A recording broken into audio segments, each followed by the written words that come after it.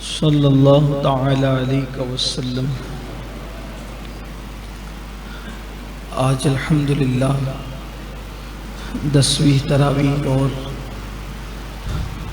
11واں پارہ اللہ کی توفیق سے سماعت کرنے کی سعادت حاصل کی ہے۔ آج جو سورہ مبارکہ شروع کی رکعتوں میں ہم نے سماعت کی ہے وہ سورہ توبہ ہے، اور سورہ توبہ میں جلال کا تیور، بلکہ جبریل علیہ السلام جتنی صورتیں لے کر آئے ہیں ہر صورت کے ساتھ بسم اللہ آئی ہے، بسم اللہ پڑھی گئی، لیکن سورہ توبہ ایسی صورت ہے کہ جس کے آغاز میں بسم اللہ نہیں پڑھی، اسی لیے دوران تلاوت اگر سورہ توبہ آتی ہے تو بسم اللہ نہیں پڑھتے، اور اگر تلاوت قرآن شروع کریں اور سورہ توبہ پڑھیں تو پھر اعوذ باللہ بسم اللہ سے، چونکہ ہر کام کے آغاز میں بسم اللہ پڑھنے کا حکم ہے تو اس طرح بسم اللہ پڑھی جاتی ہے۔ اس میں اصل میں جہاد کے احکامات ہیں، جنگوں کے احکامات ہیں، منافقین اور مشرکین کا تذکرہ ہے۔ تو جتنا ہم نے سنا اس کا کچھ خلاصہ جو ہے وہ یہ کہ اللہ پاک فرماتا ہے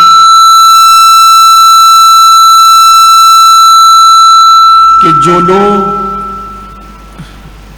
رسول اللہ صلی اللہ علیہ وآلہ وسلم کے ساتھ مل کر حضور کی اتباع میں، حضور کی پیروی میں مشرکین کے ساتھ جہاد کرتے ہیں، ساری بھلائیاں ان کے لیے،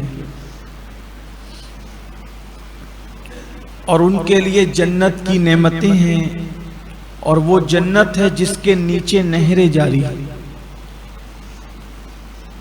جہاد کا نام سن کر لوگوں کے بدن پر کانٹے آنے لگے، حتیٰ کہ بعض مسلمان بھی جہاد کے نام سے بدظن ہیں۔ اچھی طرح یاد رکھیے، جہاد اور دہشت گردی میں زمین اور آسمان سے بڑا فرق ہے۔ یہ جو زبردستی ٹرینوں میں بم دھماکے کرتے ہیں، خودکش حملے کرتے ہیں، یہ جہاد نہیں، یہ دہشت گردی ہے۔ بے گناہ لوگوں کی جان لیتے ہیں، یہ جہاد نہیں، یہ دہشت گردی، اور اسلام کبھی بھی دہشت گردی کی اجازت نہیں دیتا، کبھی نہیں۔ اسلام کسی چڑیا کو زبردستی مارنے کی اجازت نہیں دیتا، اسلام کسی مرغی کو پہ ظلم کرنے کی اجازت نہیں دیتا۔ حتیٰ کہ اگر کسی درخت کے اندر کچے پھل لگے ہوں تو کیونکہ کچے پھل نہ کھانے کے کام آتے ہیں نہ کسی اور کام آتے ہیں، تو اسلام کچے پھلوں کو بھی درخت سے توڑنے کی اجازت نہیں دیتا۔ حتیٰ کہ وضو نماز کی کنجی ہے، اور نماز جنت کی کنجی ہے، یعنی جنت کی کنجی کا نام وضو ہے۔ اگر وضو میں بھی کوئی پانی زیادہ ضائع کرے گا، بہائے گا، تو بھی حرام ہے۔ تو جو مذہب آسمان سے برسنے والا پانی اور زمین سے نکلنے والے پانی کو جب ضائع کرنے کی اجازت نہیں دیتا تو خون کتنا قیمتی ہے، وہ کیسے ضائع کرنے کی اجازت دے گا اسلام؟ جیسے نماز کے قوانین ہے، جیسے روزے کے قوانین ہے، جیسے زکوٰۃ کے قوانین ہے، جیسے حج کے قوانین ہے، ایسے جہاد کے بھی قوانین ہیں۔ چار لڑکے اٹھ کر کے کسی کو بھی مار دے، یہ تھوڑی جہاد ہے۔ جہاد کے لیے اسلامی حکومت چاہیے، کوئی امیر المومنین چاہیے، کوئی مسلمانوں کا امیر چاہیے، پھر فتح یاب ہونے کا کہ جو ہے وہ اس کے اسباب چاہیے، بہت سی اس کی شرطیں ہیں، کسی کے ہاتھ پہ بیعت کا تصور چاہیے، یہ ایسے 4-6 لڑکوں کا کچھ بھی اٹھا کر کے کام کر دینا، اس کو جہاد نہیں کہتے۔ نوجوانوں کو زبردستی سے ورغلا کر کے ان کو کسی پر بھی حملہ کرنے کے لیے جانا، یہ جہاد نہیں ہے۔ جہاد کا اصل مفہوم 2 لفظوں میں اگر بیان کر دوں تو یہ کہا جا سکتا ہے، جس بھی برائی کو مٹانے کی کوشش کی جائے، برائی کو مٹانے کی کوشش کو کہتے ہیں جہاد۔ جو بھی طریقہ جو بھی ہو، زبان سے برائی کو مٹائیں، یہ زبان سے جہاد ہے، قلم سے مٹائیں، قلم کا جہاد ہے، ہتھیار سے مٹائیں، جہاد بالسیف ہے، یہ ہے جہاد۔ یعنی برائی کو مٹانے کا نام جہاد ہے، برائی پیدا کرنے کا نام جہاد۔ اصل میں لوگوں نے جہاد کو غلط شکل میں پیش کیا، اس لیے لوگ جہاد کا نام سن کے فوراً بدظن ہوتے، کیا بات ہو رہی ہے۔ اگر اس کی کبھی تفصیل سمجھنا ہے تو آپ سمجھ سکتے ہیں، حالانکہ پچھلے سالوں میں اس پر بھی میں نے تفصیل سے گفتگو کی ہے۔ تو اللہ فرماتا ہے جو مومن رسول اللہ کے ساتھ مل کر جہاد کرتے ہیں مشرکین سے، ظالموں سے، ان کے لیے جنت ہے جس کے نیچے نہریں جاری ہیں۔ پھر اس کا تذکرہ آتا ہے، جنگ تبوک کا تذکرہ اس میں بہت تفصیل سے بیان کیا گیا۔ جنگ تبوک، پہلے جو قرآن کی آیتیں آئی ہے اس کا ذکر کر لیتے ہیں، پھر اس کی تفصیل میں ہم جائیں گے۔ جنگ تبوک کی تفصیل میں اللہ تعالیٰ نے فرمایا کچھ لوگ ایسے ہیں محبوب جو منافقین ہیں، جو جنگ تبوک سے بچنے کے لیے، اس میں شریک ہونے سے بچنے کے لیے جھوٹے بہانے بنائیں، اور جھوٹے بہانے بنا کر کے یہ گھر بیٹھیں گے اور قسمیں کھائیں گے کہ ہمیں یہ بہانا، یہ کام تھا، وہ کام تھا، وہ کام تھا۔ اللہ نے فرمایا انہیں چھوڑ دیں اور ان سے منہ پھیر لیں، آپ ان پہ توجہ نہیں کریں، ان سے اعراض فرمائیں۔ ان کو تو جھوٹا بہانا چاہیے۔ اصل میں منافقین جو ہے، جب بھی مسلمان جنگ پر جاتے تھے تو منافقین ساتھ میں ہو جاتے تھے کہ بھئی چلیں ادھر ادھر ٹائم پاس کریں گے، جو مال غنیمت آئے گا تو پھر اس میں ہم حصے دار ہوں گے۔ لیکن تبوک کی جنگ ایسی تھی، فاصلہ بھی لمبا تھا، دور کا سفر تھا ایک، اور دوسرا اس میں تنگی اتنی تھی کہ ایک ایک سواری پر 8-8 10-10 لوگوں کی باری مقرر تھی، اور 2 مسلمانوں کو ایک کھجور کھانے کے لیے دی جاتی تھی۔ اس کو جیش الاسرہ کہا گیا، جیش اسرہ، تنگی والا، بڑی مشکل۔ جنگ تبوک سے زیادہ تکلیف مسلمانوں نے کسی اور سفر میں برداشت نہیں۔ عرب کی گرمی بالکل چلچلاتی ہوئی دھوپ، جیسے ہمارے اپریل مئی میں جو گرمی ہوتی، عرب میں وہ گرمی کھجور پکنے کے ایام میں ہوتی۔ جب کھجور پکنے والی ہوتی تو بڑی گرمی شدت کی ہوتی، وہ موسم ایسے کہ آدمی باہر نہ نکل سکے۔ اچھا آپ جانتے ہیں کہ عام طور پر جو لوگ کسان ہیں یا کھیتوں میں کام کرنے کا جنہیں تجربہ یا جو اس سے رشتہ رکھتے انہیں پتہ ہوتا ہے کہ کسان لوگ یہ کرتے ہیں کہ سال بھر کا اناج ان کے گھر میں ہوتا ہے، تو جب نیا اناج کٹنے والا ہوتا ہے تو یہ پرانا اناج بالکل ختم ہونے پر ہوتا ہے، ڈبے بجنے لگتے ہیں۔ جیسے ہمارے یہاں مالیگاؤں میں جمعرات کا دن، بدھ کا دن، جمعرات کا دن، ابھی نہیں ہوتا ہوگا، پہلے جب بہت غربت تھی مالیگاؤں میں تو جمعرات کے دن لوگوں کی جیبیں خالی ہو جاتی تھی۔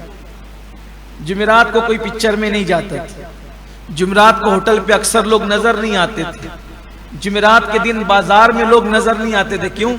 اس لیے کہ جمعہ کو تنخواہ ہوتی تھی اور سنیچر، اتوار، پیر ایسے کرتے کرتے جب اینڈ آتا تھا، جمعرات کا دن آتا تھا تو پیسے لوگوں کے پاس ختم ہو جاتے تھے۔ بلکہ ایسا بھی ہم نے اپنے بچپن میں دیکھا ہے کہ بعض لوگوں کے یہاں جمعرات کے دن کبھی کبھی کچھ لوگوں کو روٹیاں مانگنے کی نوبت آ جاتی تھی، پڑوسی سے 2 روٹی دے دے، کل تنخواہ ہوگی تو پھر سب سامان بھر لیں گے تو پھر لوٹا دیں گے۔ یہ ماحول تھا۔ اللہ کا شکر ہے ابھی یہ ماحول نہیں ہے، اللہ نے لوگوں کو خوشحال کر دیا۔ جس وقت لوگ یہاں 200-250 روپے کماتے تھے جب کی بات تھی۔ تو یہ سمجھانے کا مقصد صرف یہ ہے، تو ایسی عرب میں بھی ہوتا تھا۔ عرب میں بھی ظاہر سی بات ہے وہ دولت کا اتنا دور تو تھا نہیں، تو جب نئی کھجوریں کٹنے کا وقت آتا تھا تو پرانی کھجوریں ختم ہو جاتی تھی، اور وہ وقت لوگوں کے لیے تنگی کا وقت ہوتا تھا۔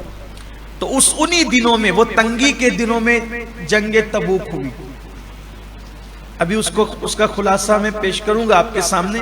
یہ تفصیل میں اس لیے جانا چاہ رہا ہوں، کل بھی میں نے کہا تھا کہ اسلام کی خاطر جو جنگیں ہوئی ہیں، نوجوان اس کو پڑھیں، سیرت کی کتابیں پڑھیں، تو ہمیں پتہ چلے گا کہ صحابہ کی قربانیاں کیا ہیں۔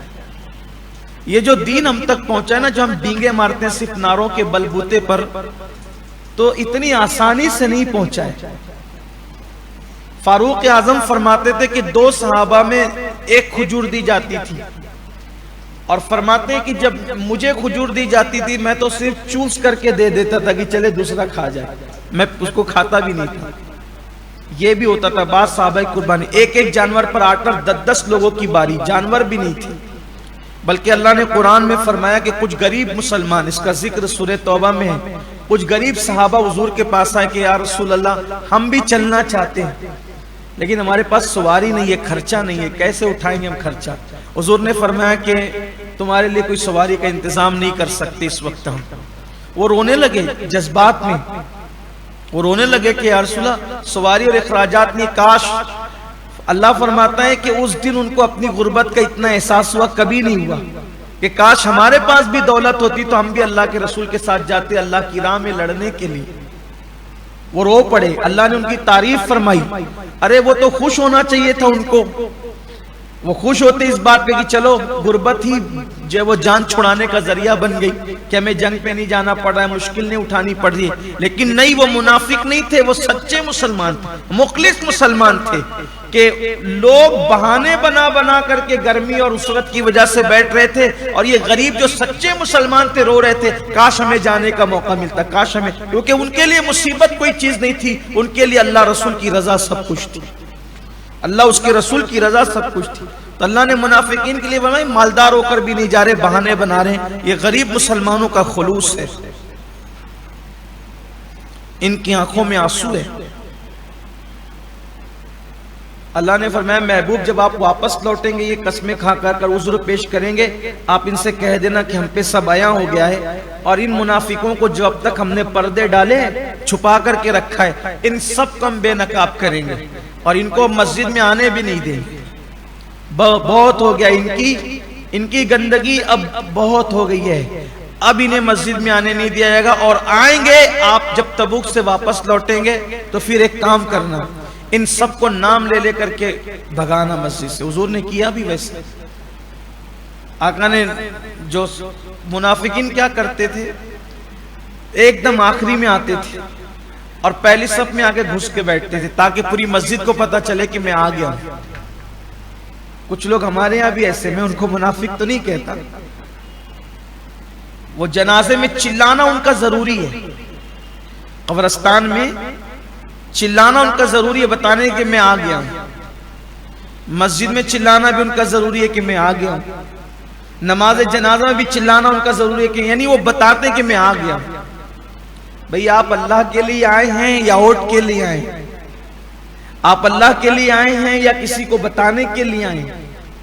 اکثر آپ دیکھیے گا سیاسی لیڈروں کو، سب کی بات نہیں کرتا، کہ وہ آئیں گے تو اس کا احساس ضرور دلائیں گے کہ ہم ہیں، یا تو کسی دروازے پہ کھڑے ہو جائیں گے، یا تو جنازہ حال کے قریب چلا چلا کر باتیں کریں گے تاکہ لوگ ان کی طرف متوجہ ہوں، یا پھر زبردستی کوئی ایسی بات جو سے چلا کے بھئی 4 لوگ جنازہ اٹھا لو ذرا کہ میں ہوں یہاں، یا پھر یہ ہوگا کہ بھاتی میں کہیں گے کہ بھئی میری طرف سے ہی بھاتی رہے گی فلاں سیٹ صاحب کی طرف سے، زور سے چلا کے۔ اللہ کی رضا پیچھے کر دی لوگوں۔ یاد رکھیے خلوص اپنے اندر پیدا کرے، اخلاص کے اندر اللہ نے وہ تاثیر دی، ہر چیز کو، ہر عروج کو زوال ہے، اخلاص کو کبھی زوال نہیں ہے۔ جو بھی نیکی کرو اللہ کے لیے کرو، جو بھی نیکی کرو۔ دیکھیے آج میڈیا کا دور ہے، تشہیر کا دور ہے، ساری چیزوں کا دور ہے۔ ابراہیم علیہ السلام نے جب کعبہ بنایا تھا تو کون سا میڈیا تھا؟ آپ نے بیٹے کی گردن پہ چھری رکھی تھی تو کون سا میڈیا تھا؟ کون سی تشہیری مہم تھی؟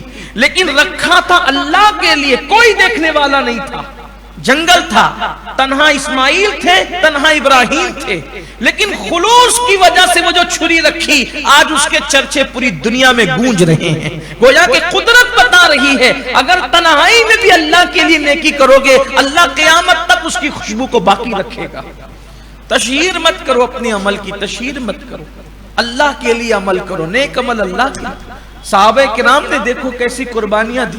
ایک صحابی تو بغیر غسل کیے ہوئے ایک پہلی رات کی دلہن چھوڑ کے آگئے، ان کو پتا تھا، ان کی بیوی کو پتا تھا، آج پوری دنیا میں اس کے چرچے گونج رہے۔ کیوں؟ اخلاص تھا، خلوص تھا۔ خلوص کی برکتیں کبھی ضائع نہیں ہوتی، اللہ تعالیٰ نیکو کاجر کبھی ضائع نہیں کرتے۔ تو ان کی عادت تھی کہ وہ مسجد میں آتے تھے، بعد میں آتے تھے، آگے آ کے گھستے تھے تاکہ بتائیں صحابہ کو ہم بھی نمازی، بتاتے تھے۔ جمعہ کے دن جب آیا، حضور علیہ السلام نے اے فلاں بن فلاں اٹھ، منافق ہے، نکل باہر۔ اے فلاں بن فلاں اٹھ، نکل باہر، نکل، تو منافق ہے۔ اللہ کے رسول نے اللہ کے حکم پہ سب کو نکال کے باہر کیا۔ اتفاق سے اس دن حضرت عمر ابن خطاب لیٹ ہو گئے، اللہ کی حکمت، کیونکہ آپ منافقین سے بہت نفرت کرتے تھے، بڑی شدید، اسی لیے آپ کا لقب ہے غیظ المنافقین، برداشت نہیں کرتے تھے کسی کو۔ اللہ کی شان، اس دن لیٹ ہو گئے وہ، تو دیکھا کہ سب نکل کے جا رہے ہیں، تو آپ چھپ گئے کہ یا اللہ میرا جمعہ چھوٹ گیا آج، اور فاروق اعظم کا احساس، جمعہ چھوٹ گیا، کیا جواب دوں گا میں حضور کو؟ تو آپ جا رہے تھے، دیکھا لیکن سب مشکوک چہرے جا رہے ہیں، وہ کوئی عاشق نہیں جا رہا ہے۔ تو بہرحال پھر وہ گزرتے تو آپ آئے تو دیکھا کہ یہاں تو ابھی جمعہ ہوا نہیں ہے۔ بہرحال پھر سمجھے کہ معاملہ کیا ہے۔ پھر بعد میں پتا چلا کہ آج سارے منافقوں کو مسجد سے باہر نکال، اس کے بعد پھر ان کو آنے کی اجازت نہیں دی۔ پھر اگر کبھی منافق آ بھی جاتا مسجد میں تو صحابہ کرام ان کی داڑھی پکڑ کر ان کو باہر کرتے تھے، چلو حضور نے نکال دیا تو اب نکلو، اب نہیں آنا۔ یہاں سے ان لوگوں کو بھی عبرت حاصل کرنا چاہیے۔ کہتے ہیں کہ حضور علیہ السلام نے تو منافقوں کا جنازہ پڑھایا، ارے نادان، جب تک منع نہیں کیا گیا تھا تب گئے جنازے پر، لیکن جب حکم آیا تو مسجد سے باہر بھی نکالا نا، یہ بھی تو حضور کے اخلاق ہیں، اس پر بھی توجہ ہونی چاہیے اور ہمیں بیان کرنا چاہیے ان چیزوں کو۔ دیکھیے ہمیں کوئی لائی لپیٹی نہیں کرنا ہے، اسلام جو ہے وہ بیان کر دو، کھلی کتاب اسلام، قرآن نے بیان کیا، ہم بیان کریں۔ کچھ لوگ معذرت خواہانہ رویہ اختیار کرتے ہیں، ارے ایسا تو ویسا، یہ سب نہیں، 2+2 4، اسلام ایسی سچائی، اس سے بڑھ کر سچائی۔ ہماری نئی نسلوں کو ہمیں بتانا چاہیے، جب اخلاق پیش کرنے کا وقت آئے تو اخلاق بتایا، جب گندگی حد سے بڑھ گئی تو اس کے بعد اس گندگی کو یوں بھی اسلام نے صاف کیا، اور یہ ان کا یہ سچائی تھی، صداقت تھی، حق تھا، اور یہ ہونا ہی چاہیے۔ اس لیے کہ جب کوئی زخم ناسور بن جائے جو اعضاء کو سڑا دے، پھر اس کو کاٹ ہی دیا جاتا ہے، اور اسے کاٹنا چاہیے۔ یہ کوئی ظلم نہیں ہے، کوئی جبر نہیں ہے، کوئی برائی نہیں ہے۔ تو آئیے چلتے ہیں۔ تو اللہ تعالیٰ نے منافقین کا ذکر کیا، اور پورا جلال ہے، سورت میں جلال ہی جلال ہے۔ بلکہ اس میں ایسا بھی ہوا کہ 10 مسلمان ایسے تھے جو جنگ میں نہیں جا سکتے۔ وہ لوگ جب حضور کی آنے کی اطلاع ہوئی تو انہوں نے اپنے آپ کو مسجد نبوی کے ستون سے باندھ دیا کہ بھئی ہم نے تو غلطی کی، کیونکہ وہ منافق نہیں تھے، وہ سچے لوگ تھے، کہ ہم سے غلطی بھی، ہم جب تک حضور نہیں کھولیں گے ہم ایسے پڑے رہیں گے۔ حضور نے فرمایا کہ اب انہوں نے اپنے آپ کو باندھ دیا ہے، میں نہیں کھولوں گا جب تک اللہ نہیں کہے گا۔ اللہ نے فرمایا ان کو حضور نے کھول دیا۔ پھر انہوں نے کہا کہ یا رسول اللہ، یہ مال کی محبت میں ہم نہیں جا سکے تو ہم اپنا پورا مال لا کر دیتے ہیں، آپ اس کو صدقہ کر دیں، تاکہ مال کی محبت ہی دل سے ختم ہو جائے۔ حضور نے فرمایا ابھی مجھے اجازت نہیں ملی کہ میں تمہارا مال بھی قبول کروں صدقے کے لیے۔ زکوٰۃ والا صدقہ نہیں تھا، نفلی تھا، تاکہ وہ جو رہ گئے تھے اس کا ازالہ ہو جائے۔ تو اللہ نے فرمایا محبوب ان کا صدقہ لے لو، غریبوں میں بانٹ دو اور ان کے لیے دعا کر دو، آپ کی دعا ان کے دلوں کو سکون پہنچاتی ہے۔ تو حضور علیہ السلام کے پاس وہ پورا مال لے کر آئے تھے، تو آقا علیہ السلام نے 2 حصے واپس کر دیے، ایک حصہ غریبوں میں تقسیم فرما دیا۔ لیکن 3 لوگ ایسے تھے، ان کا معاملہ اس پر حل نہیں ہو، کیونکہ انہوں نے اپنے آپ کو باندھا نہیں تھا. باندھنے والوں میں وہ 10 لوگ تھے، اب 3 اور تھے. ان میں سے ایک حضرت کعب بن مالک تھے، ایک حضرت مرارہ ابن ربیع تھے، ایک حضرت ہلال ابن امیہ تھے. یہ 3 لوگ تھے. حضرت کعب ابن مالک جو وہ بڑے آدمیوں میں سے تھے مدینہ منورہ میں.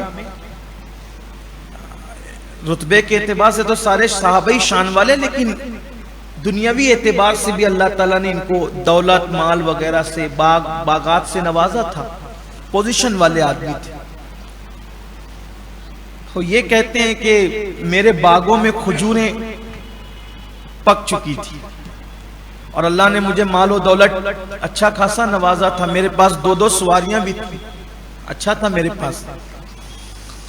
تو حضور اکرم صلی اللہ علیہ وآلہ وسلم جب تبوک کی طرف جانے لگے تو 30,000 صحابہ کا لشکر لے کر حضور. تبوک کی جنگ کی وجہ یہ ہے، جنگ تبوک کی وجہ یہ ہے کہ ابو عامر نام کا ایک شخص تھا مدینہ منورہ میں. اس نے عیسائی مذہب قبول کر لیا تھا حضور علیہ السلام کی آمد سے پہلے. تو اس کی چلتی تھی، لوگ اس کو بہت مانتے تھے. تو اس کو لوگ ابو عامر راہب کہنے لگے تھے. ابو عامر راہب. جب اللہ کے رسول علیہ السلام تشریف لائے تو اس کی مارکیٹ گر گئی، ٹھنڈی پڑ گئی. تو اس کے دل میں حضور سے جلن پیدا ہوگی، سب اس کو چھوڑ کر حضور کی طرف جانے لگے. تو یہ جل بھن گیا اور پھر اس نے ہر جنگ میں شرکت کی حضور کے خلاف. جنگ بدر میں، احد میں، جنگ خندق میں، حتیٰ کہ جنگ حنین تک کی ہر جنگ میں شریک رہا. ہر جنگ میں شریک. اور رومیوں سے اس کے، کیونکہ یہ عیسائی ہو گیا تھا تو رومیوں سے اس کے تعلقات بھی تھے. یہ روم گیا اور روم جانے کے بعد برگلایا عیسائیوں کو کہ وہ مسلمانوں پر حملہ کرے. اب اللہ کے رسول علیہ السلام کو جب اس کی اطلاع ملی تو آقا کریم صلی اللہ علیہ وآلہ وسلم نے یہ سوچا کہ اس سے پہلے کہ رومی جو ہے وہ ہماری طرف مدینہ منورہ کی طرف آئے، ہم خود ہی جا کر اس فتنے کا خاتمہ کر دیں. تو اللہ کے حبیب علیہ السلام نے صحابہ سے فرمایا تھا کہ سب چلو، کوئی نہیں رکنا، سب چلو. 30,000 صحابہ کا لشکر تبوک کی طرف گئے. دھوپ شدت کی تھی، سفر لمبا تھا، کھانے پینے کا انتظام نہیں تھا. تو آقا علیہ الصلوۃ والتسلیم نے چونکہ زور دے کر کہا تھا کہ سب کچھ چلنا ہے. منافقین تو نہیں گئے، صحابہ گئے. یہ وہی جنگ ہے جس میں حضور علیہ السلام نے صحابہ کو مال کی قربانی دینے کے لیے کہا تھا تو صدیق اکبر نے اپنے کپڑے بھی اتار کر پیش کر دیے تھے اور عرض کیا تھا کہ یا رسول اللہ، مجھے پتا ہے کہ ہم جنگ پر جا رہے ہیں اور ہمیں کفن دینے کے لیے کپڑا بھی میسر نہیں ہے. ہو سکتا ہے کوئی شہید ہو جائے تو ہم کفن میں کیا دیں گے، تو میرا کرتا ہو سکتا ہے کسی شہید کے کام آ جائے، اس لیے کرتا بھی انہوں نے دے دیا، ٹاٹ پہن دیا. پورا مال صدیق اکبر نے پیش کیا. فاروق اعظم نے اپنا آدھا مال پیش کیا. سیدنا عثمان غنی رضی اللہ تعالیٰ عنہ نے 300 اونٹ مال سے بھرے ہوئے، سونے چاندی سے بھرے ہوئے 300 اونٹ اللہ کے رسول کو پیش کر دیا. حضور علیہ السلام نے اس دن عثمان غنی کے لیے کہا تھا آج کے بعد عثمان اگر کوئی نیکی نہ بھی کریں گے تو بھی جنت میں جائیں. بڑی قربانیاں دی صحابہ کرام نے. تو حضرت کعب ابن مالک کہتے ہیں کہ میں نے سوچا کہ حضور کا سفر لمبا ہے، 3 دن میں اپنا کام نپٹا لوں گا، کھجوریں توڑوا لوں گا اور پھر میں جا کر مل جاؤں گا. وہ کہتے ہیں وہ کل ہوتا گیا اور بالآخر یہ کیفیت ہوئی کہ آقا کریم صلی اللہ علیہ وآلہ وسلم کو جانے اتنے دن ہو گئے کہ اب میں وہاں پہنچ نہیں سکتا تھا. حالانکہ بعض لوگ بعد میں بھی جا کے ملے حضور سے، جیسے حضرت ابو خثیمہ. ابو خثیمہ فرماتے ہیں کہ میرا باغ تھا، مال بھی تھا، میں نے سوچا کہ چلا جاؤں گا. تو تو جب میں دوپہر میں اپنے باغ میں آیا تو کیا دیکھا کہ میری بیویوں نے گھر کے آنگن میں پانی کا چھڑکاؤ کیا ہے اور لذیذ کھانا بنا کر کے رکھا ہے. خوبصورت بیویاں انتظار میں کھڑی ہے, کھانے کی خوشبو آ رہی ہے. گرمیوں میں پانی کا چھڑکاؤ کتنا اچھا لگتا ہے, اگر گارڈن میں ہو تو اور کتنا اچھا لگے گا. کہا کہ میں باغ میں آیا تو میں نے دیکھا واہ, باغ میں پانی کا چھڑکاؤ, خوبصورت بیویاں, لذیذ کھانا, میں یہ کروں اور میرا محبوب مصطفیٰ جان رحمت دھوپ میں سفر کی تکلیفیں اٹھائے. آپ فرماتے میں نے قسم کھائی اب نہ بیویوں کا منہ دیکھوں گا نہ کھانا کھاؤں گا. سیدھا اونٹنی اٹھائی اور میں حضور کی طرف چل پڑا, حضور کے ساتھ, کہ میں اللہ کے رسول علیہ السلام کے ساتھ جاؤں گا, آرام نہیں کروں گا. حضور مشقت اٹھانے تو میں آرام کیسے کروں. فرماتے ہیں کہ ابھی میں دور ہی تھا, صحابہ نے کہا یا رسول اللہ کوئی ناقہ سوار آ رہا ہے. تو آقا نے فرمایا وہ ابو خسیمہ ہوگا. وہ ابو خسیمہ, صحابہ کرام کہتے ہیں جب میں آیا تو لوگوں نے کہا یا رسول اللہ ابو خسیمہ ہی آ رہے ہیں. آئے, میں نے عرض کیا آقا جب میں آج اپنے باغ میں پہنچا, یعنی جب میں اپنے باغ میں پہنچا تو میں نے کیا دیکھا کہ پانی کا چھڑکاؤ ہے, خوبصورت بیویاں, کھانا ہے. مجھے ایسا لگا کہ میرے حضور تو تکلیفیں اٹھائیں سفر کی اللہ کے دین کے لیے, اور میں عیش اور آرام کروں تو میں سب چھوڑ کے آ گیا. حضور نے بہت دعائیں دی ان کو. المختصر یہ کہ تبوک کی جنگ میں بڑی مشقت, اتنی مشقت تھی کہ صحابہ کرام کو پانی نہیں ملتا تھا.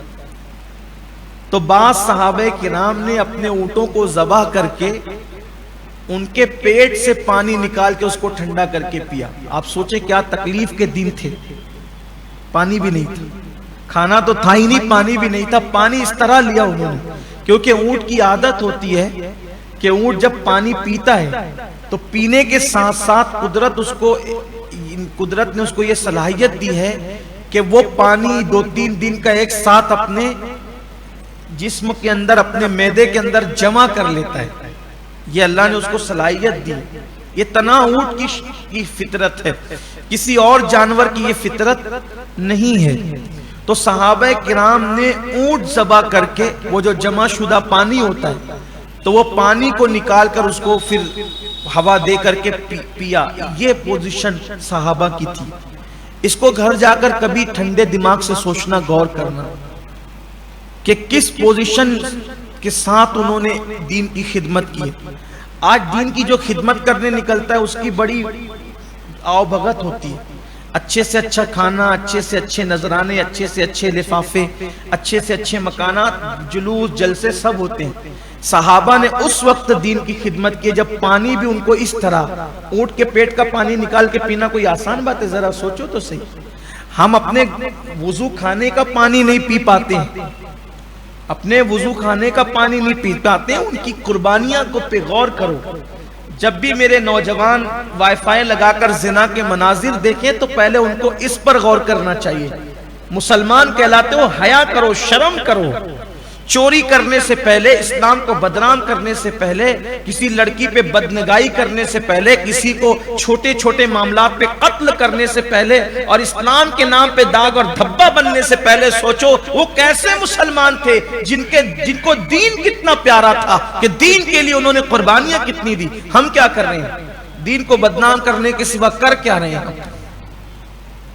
پھر اللہ کے رسول علیہ السلام واپس تشریف لائے. حضرت کعب بن مالک کہتے ہیں کہ جب حضور کی واپس آنے کی خبر میں نے سنی تو میں نے سوچا حضور آئیں گے, اور حضور کی عادت کریمہ ہے کہ جب اللہ کے رسول واپس آتے ہیں تو پہلے مسجد میں آتے ہیں, مسجد میں آ کے 2 رکعت نماز پڑھتے ہیں, پھر سیدہ فاطمہ کے گھر جاتے ہیں, ان سے ملتے ہیں, اور پھر اس کے بعد ازواج پاک سے ملاقات کرتے ہیں, ان کو شرف بخشتے ہیں. حضور پہلے تو آئیں گے تو مسجد میں آئیں گے نماز کے لیے, 2 رکعت ادا کریں گے سفر سے واپسی کے بعد. تو میں ایک کام کروں گا, کوئی بہانہ خوبصورت سا لگا دوں, کوئی خوبصورت سا بہانہ لگا کر کے میں بھی نجات کی کوئی راہ نکال لوں. لیکن سوچا کہ کعب پہلے تو جنگ پر نہیں گئے, ایک تو تم نے یہ کام کیا, حالانکہ انہوں نے اپنے تئیں کہا, میں اس کو نہیں کہتا. انہوں نے کہا ایک غلطی تو یہ کر لی تم نے کہ تم جنگ میں نہیں گئے, اب جھوٹ بول کر دوسری غلطی کیوں کرتے ہو. اور پھر بات یہ ہے کہ اللہ کے رسول سے جب خدا کی ذات نہ چھپی تو تم سے تمہاری بات کیسے چھپ سکتی؟ تو کعب کہتے ہیں میں نے سوچا کہ جو بات ہے وہ سچ سچ بتا دیں گے، جو ہوگا ہوگا، ان کی مرضی، چاہے تو مجھے مار ڈالیں، چاہے تو مجھے شہید قتل کروا دیں، چاہے تو مجھے معاف کر دیں، چاہے تو جو چاہیں وہ مالک و مختار ہے، وہ جو چاہے کریں، میں نے بتا دینا صحیح صحیح بات۔ اب وہ 10 لوگوں کا معاملہ تو وہ تھا کہ انہوں نے تو وہ کیا تھا کیونکہ ان کا عذر آسان تھا، ان کو جلدی سے معافی ہو گئی۔ ان کا معاملہ چونکہ پوزیشن والے آدمی تھے، جب ان کی باری آئی تو انہوں نے کہا یا رسول اللہ میرا کوئی عذر نہیں ہے، بس میں مال کی محبت میں، کھجور کاٹنے کے چکر میں، باغ کی وجہ سے آج کل کے چکر میں نہیں آ سکا، اب آپ کی جو مرضی آپ کو کریں۔ قرآن میں آیت آئی، اللہ نے محبوب سے کہا کہ یہ تینوں کا معاملہ جو ہے ابھی چھوڑ دو، ابھی ان سے بات چیت بند کر دو، ان کا بائیکاٹ کرو۔ اللہ نے ان کا کہا بائیکاٹ کرو، ان سے بات چیت نہیں کرنی۔ حضور نے کہا، اعلان کر دیا صحابہ کا کہ ان سے کوئی بات نہیں کرے گا، کوئی سلام کلام نہیں کرنا، کوئی ملاقات نہیں کرنا، سب اس کا بائیکاٹ کر۔ فرماتے ہیں کہ میں جیسی محفل میں پیچھے جا کے بیٹھا، کسی نے کہا زبردستی مصیبت مول لی، اگر تم عذر پیش کر دیتے تو یہ دن کیوں دیکھنا پڑتے تمہیں؟ حضرت کعب کہتے ہیں کہ پھر میں نے ہمت کر کے سوچا کہ چلو پھر کوئی عذر پیش کر دوں تاکہ معاملہ ہلکا ہو جائے، بائیکاٹ سے بچ جاؤں۔ پھر سوچا کہ نہیں، میں نے جھوٹ نہیں بولنا ہے، جو ہوگا بہتر ہوگا، لیکن میں نے جھوٹ بول کر حضور علیہ السلام کا دل نہیں دکھانا۔ اب حالت یہ ہو گئی بائیکاٹ، نہ کوئی سلام کرتا ہے، نہ کوئی سلام کا جواب دیتا ہے، کچھ نہیں ہوتا۔ ایسے میں آپ فرماتے ہیں کہ یہ بھی حکم آ گیا کچھ دنوں کے بعد کہ بیوی کے ساتھ بھی نہیں رہ سکتے۔ تو کہا میں گھر آ رہا تھا تو میری بیوی سر پہ چادر ڈال کر کے میکے جا رہی تھی، اس نے بھی بائیکاٹ کر دیا۔ ہمارے بعض بزرگوں نے لکھا ہے کہ بائیکاٹ کا اثر یہ ہوا کہ وہ اپنی بکریوں کی طرف جاتے تو بکریاں بھی رخ پھیر لیتی۔ فرماتے تھے ہم کو تو ایسا لگتا تھا کہ جیسے ہم مدینے میں ہے ہی نہیں، نہ مدینے والے دکھتے تھے نہ مدینہ دکھتا تھا، اس لیے کہ وہ محبتوں کا، وہ پیار کا ماحول، ایسا لگتا تھا ہم جیسے کسی اجنبی دیش میں آ گئے، کوئی اپنا جان پہچان کا نہیں ہے، در و دیواریں اجنبی ہے، غیر مانوس ہے۔ ہاں مدینہ منورہ ہی تھا، لیکن کوئی بات ہی نہیں کرتا تھا، دیواریں بھی اجنبی ہو گئی تھی، اپنے جانور بھی اجنبی لگتے تھے۔ پھر میں نے کسی سے پوچھا کہ یہ سزا میرے اکیلے کے لیے ہے یا کسی اور کے لیے بھی ایسا کوئی حکم آیا ہے؟ کہ تمہارے علاوہ 2 اور ہیں، ہلال ابن امیہ بھی ہے اور مرارہ ابن ربیع بھی ہے، یہ 2 لوگ بھی ہیں۔ لیکن وہ دونوں کا حال تو ایسا تھا، وہ صوفی صفت لوگ اللہ والے، وہ رات دن صرف روتے ہی تھے، وہ کچھ کرتے نہیں، تو انہوں نے کسی سے ملنا جلنا ہی بند کر دیا، گھر میں بند ہو کر کے وہ روتے رہتے تھے، رونا صرف رونا، ان میں اتنی ہمت ہی نہیں تھی کہ وہ کسی کا سامنا کریں۔ حضرت کعب کہتے ہیں، کعب ابن مالک کہتے ہیں، دیکھو صحابہ کرام حضور کی بات پہ کتنی سختی سے عمل کرتے تھے۔ اگر مسلمان صحابہ کی اتباع کریں نا عمل کے معاملے میں، حضور نے جو کہہ دیا پتھر کی لکیر، بلکہ پتھر کی لکیر سے بھی زیادہ مضبوط۔ آج مسلمانوں کی ذلت، رسوائی اور ناکامی کی سب سے بڑی وجہ یہ ہے کہ حضور کا کہنا نہیں مانتے، اور مسلمان رونا روتے ہیں ہمارا کوئی قائد نہیں ہے، ہمارا کوئی رہبر نہیں ہے، ہمارا کوئی لیڈر نہیں ہے، ہمیں قائد کی کیا ضرورت؟ اللہ نے قائد بنا کر اپنے محبوب کو ہمارے درمیان بھیج دیا ہے، اب حضور کو فالو کرو بس۔ اب کون سا قائد ڈھونڈنے نکلے؟ قیادت تو موجود ہے، اور ان سے بڑا قائد کون ہو سکتا ہے؟ بس آج رہنما اصول ہے ان کا فرمان، ہم ان کی بات نہیں مان رہے، اسی لیے ذلت اور رسوائی اور ناکامی ہے۔ آئیے نا حضور کی بات مانیے، دیکھو صحابہ کرام کس طرح مانتے تھے۔ حضرت کعب بن مالک کہتے ہیں میرا بچپنے کا دوست، اور وہ مجھ سے بہت محبت کرتا تھا، میں بھی اس سے بہت محبت کرتا تھا۔ جب اس طوفانی ماحول کے اندر، جب مجھے لگتا تھا کہ یہ تو طوفان ہے بڑا، صبر آزما حالات ہے، یہ کوئی سلام نہیں کلام نہیں کچھ نہیں، تو جو میں نے سوچا چلو یار جو میرا پکا دوست ہے جو مجھ سے بہت محبت کرتا ہے میں اس سے محبت کرتا ہوں اس کے پاس چلتے ہیں اور سب کے سامنے ملوں گا تو ہو سکتا ہے شاید وہ بات نہ کرے لیکن اکیلے میں چل کے ملتے ہیں. میں اس کے باغ میں گیا, اس کے باغ میں گیا, میں نے اس کو سلام کیا, اس نے کوئی جواب نہیں دیا. پھر میں نے سلام کیا, پھر جواب نہیں دیا. 3 بار میں نے سلام کیا, پھر اس نے 3 بار جواب نہیں دیا. میں نے کہا کیا تم نہیں جانتے, کعب کہتے ہیں کعب بن مالک, تم نہیں جانتے کہ میں اللہ اس کے رسول سے کتنی محبت کرتا ہوں؟ بولو میں منافق ہوں, میں باغی ہوں, میں غدار ہوں؟ آپ کو نہیں پتا, تم تو میرے بچپنے کے دوست ہو, تم سے میرے کیا حالات چھپے ہیں. اللہ رسول سے میں کتنی محبت کرتا ہوں. جب میں بار بار کہتا رہا کوئی جواب نہیں دیا, میں نے بار بار کہا تو انہوں نے ایک جملہ کہا, اللہ جانے اللہ کا رسول جانے. یعنی انہوں نے میری تائید نہیں کی. آپ سوچیں کتنے صبر آزما حالات ہوں گے کعب بن مالک پر.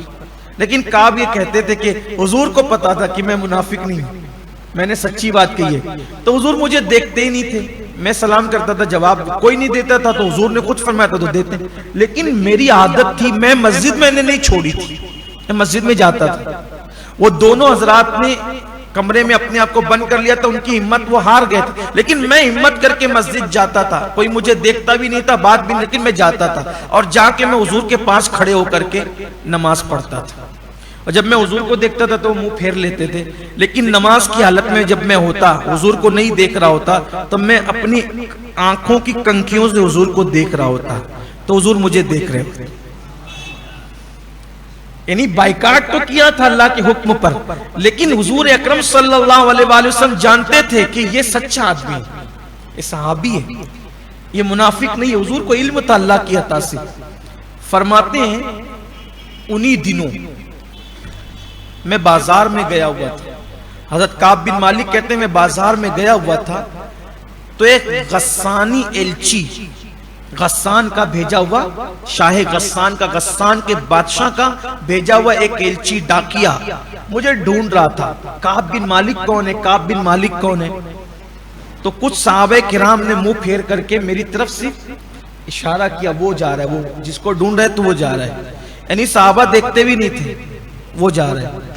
وہ غسانی ایلچی مجھے بازار میں ملا, کا مجھے شاہ غسان نے بھیجا ہے, غسان کے بادشاہ نے بھیجا ہے مجھے. تو میں نے کہا غسان کے بادشاہ کو مجھ سے کیا کام؟ تو کہا یہ خط دیا آپ کو. کعب بن مالک کہتے ہیں میں نے خط پڑھا تو اس میں لکھا ہوا تھا کہ یہ خط غسان کے بادشاہ کی طرف سے ہے. میں نے سنا ہے کہ آپ کے صاحب نے, یعنی حضور کی طرف اشارہ, آپ کے صاحب نے آپ کی بڑی بے عزتی کی اور آپ کا سوشل بائیکاٹ کیا ہے.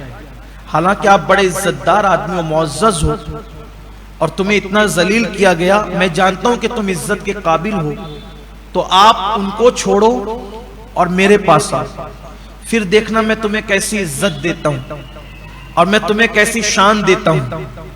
دیکھو حضور کی سچی غلامی نے صحابہ کو کتنا بلند کیا تھا کہ وقت کے تاجدار ان کو بلا رہے تھے. جب تک بکا نہ تھا, کوئی پوچھتا نہ تھا, تم نے خرید کر مجھے انمول کر دیا.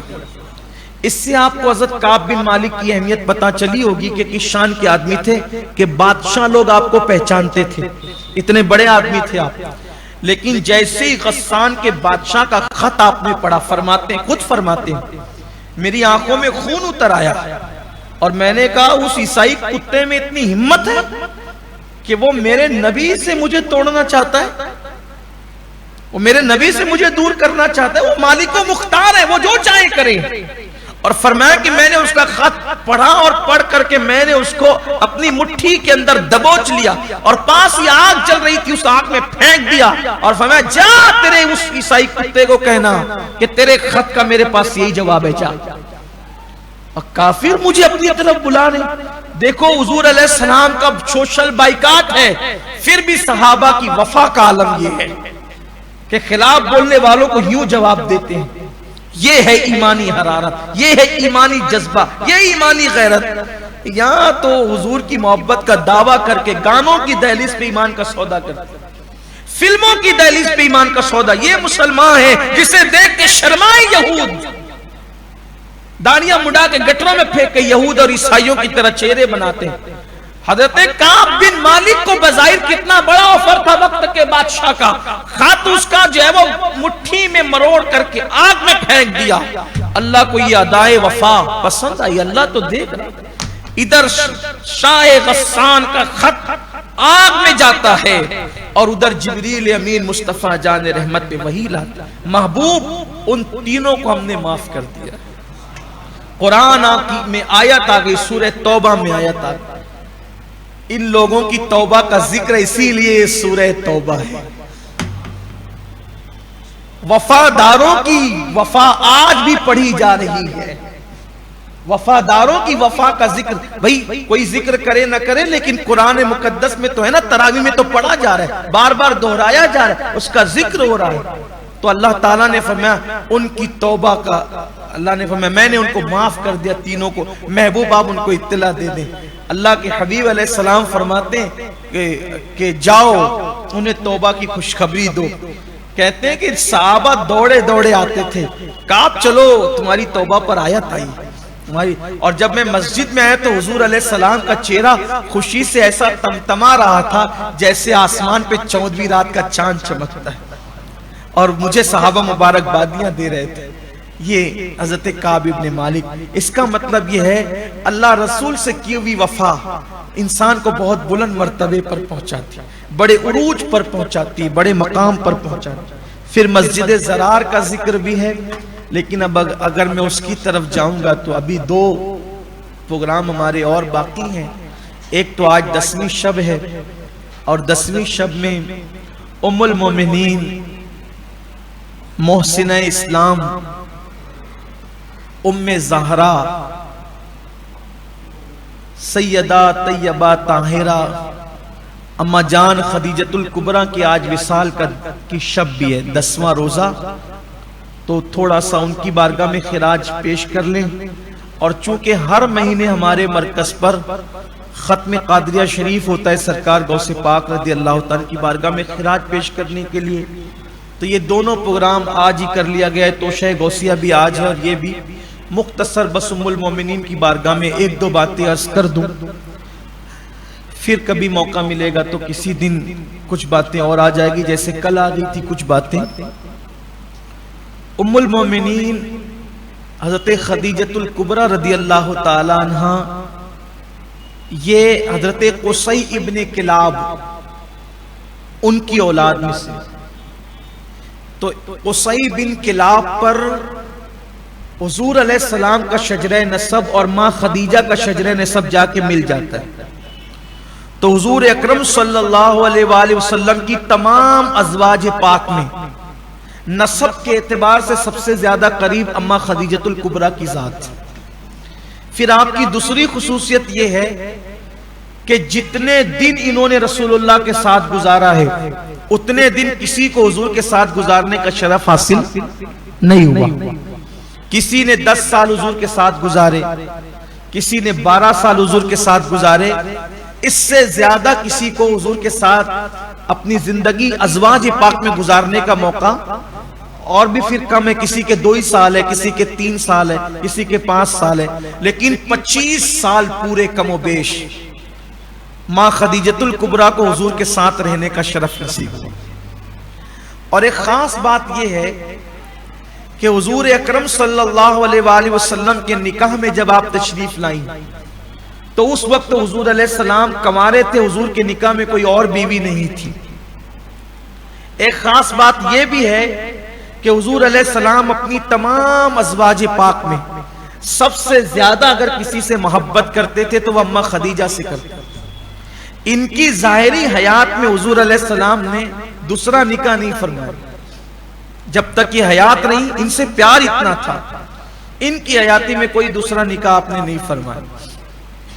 آقا فرماتے ہیں, خود فرماتے ہیں کہ جب مکے کے کفار مجھے ستاتے تھے اور توہین کرتے تھے, بے ادبیاں کرتے تھے, تو میں دل برداشتہ ہو کر جب اپنے گھر کی طرف لوٹتا تھا تو خدیجہ انتظار کر رہی ہوتی تھی. اور جب میں لوٹتا میں کہتا دیکھو انہوں نے آج یہ کہا تو وہ مجھے بڑھ چڑھ کر ایسے جملے پیش کرتی تھی کہ ان کے ستائے ہوئے سارے جملے جو انہوں نے میرا دل دکھایا تھا وہ سب کے سب میرے دل سے ختم ہو جاتے تھے اور میرا دل خوش ہو جایا کرتا تھا. تسلیاں دیتی تھی. سب سے پہلے اپنا مال، چونکہ بہت مالدار باپ کی بیٹی تھی، خوائلد ان کے والد تھے، بڑے تاجر تھے، اور یہ خود بھی مالدار تھی، بڑی تاجرہ تھی. ان کا رشتہ پہلے ان کے چچا زاد بھائی ورقہ بن نوفل کے ساتھ طے ہوا تھا، نسبت طے ہوئی تھی، لیکن پھر وہ شادی نہیں ہو سکی، کسی وجہ سے وہ نسبت ہی تک معاملہ اور ختم ہو گیا. پھر بعد میں ایک کے بعد ایک ان کے 2 نکاح بڑے لوگوں کے ساتھ ہوئے، مالدار لوگوں کے ساتھ. تو یہ 2 مرتبہ بیوہ ہوئی. ایک تو پہلا نکاح جو ابو حالہ کے ساتھ ہوا، پھر اس کے بعد عتیق کے ساتھ ہوا، دونوں کے ساتھ نکاح ہوا، اور پھر ایک کے بعد ایک آپ شوہر کے انتقال کے بعد اب بیوہ ہو گئی. عرب کا دستور تھا کہ جب عورت بیوہ ہو کر جس شوہر کے جنازے پر سب سے زیادہ رو لیتی تو سمجھتے کہ اب یہ نکاح نہیں کرے گی. اما خدیجہ نے یہ طے کر لیا تھا کہ اب میں نے تیسرا نکاح نہیں کرنا ہے. آپ کا فیصلہ تھا یہ، کیونکہ دوسرے شوہر کے انتقال کے بعد، جناب عتیق کے انتقال کے بعد، پھر آپ یہ کہتی تھی کہ اب میں نے نکاح نہیں کرنا. بڑے بڑے سردار، بڑے بڑے مالدار، کیونکہ آپ ملکہ تجار کہلاتی تھی. جس وقت مکے کی سرزمین سے مال تجارت جاتا تھا تو پورے مکے والوں کا آدھا ہوتا تھا اور آدھا تنہا خدیجۃ الکبریٰ کا ہوتا تھا. ان سے بڑا مالدار مکے میں کوئی نہیں تھا، اتنی مالدار تھی خاتون. اور اس جہالت کے دور میں بھی آپ بت پرستی نہیں کرتی تھی، اتنی ذہین تھی. علم بھی اللہ نے دیا تھا، آپ نے بت پرستی جہالت کے دور ہی سے چھوڑ رکھی تھی. دور جہالت میں بھی آپ نے بت پرستی ترک کر رکھی تھی. علم بھی تھا، شاعرہ تھی، اچھے شعر کہنا جانتی تھی، اور اللہ نے حسن بھی دیا تھا، بڑی خوبصورت بھی تھی، حسین و جمیل بھی تھی. دولت ہو، علم ہو، ذہانت ہو، تو بڑے بڑے مالدار مکے کے رشتہ بھیجتے تھے، آپ سب کو نہ کہہ دیتی تھی. ایک دن آپ نے خواب دیکھا کہ سورج آپ کی گود میں، آپ کے گھر میں اتر آیا اور آپ کی گود میں آ گیا، اور اس کی روشنی سے پوری دنیا منور ہو گئی.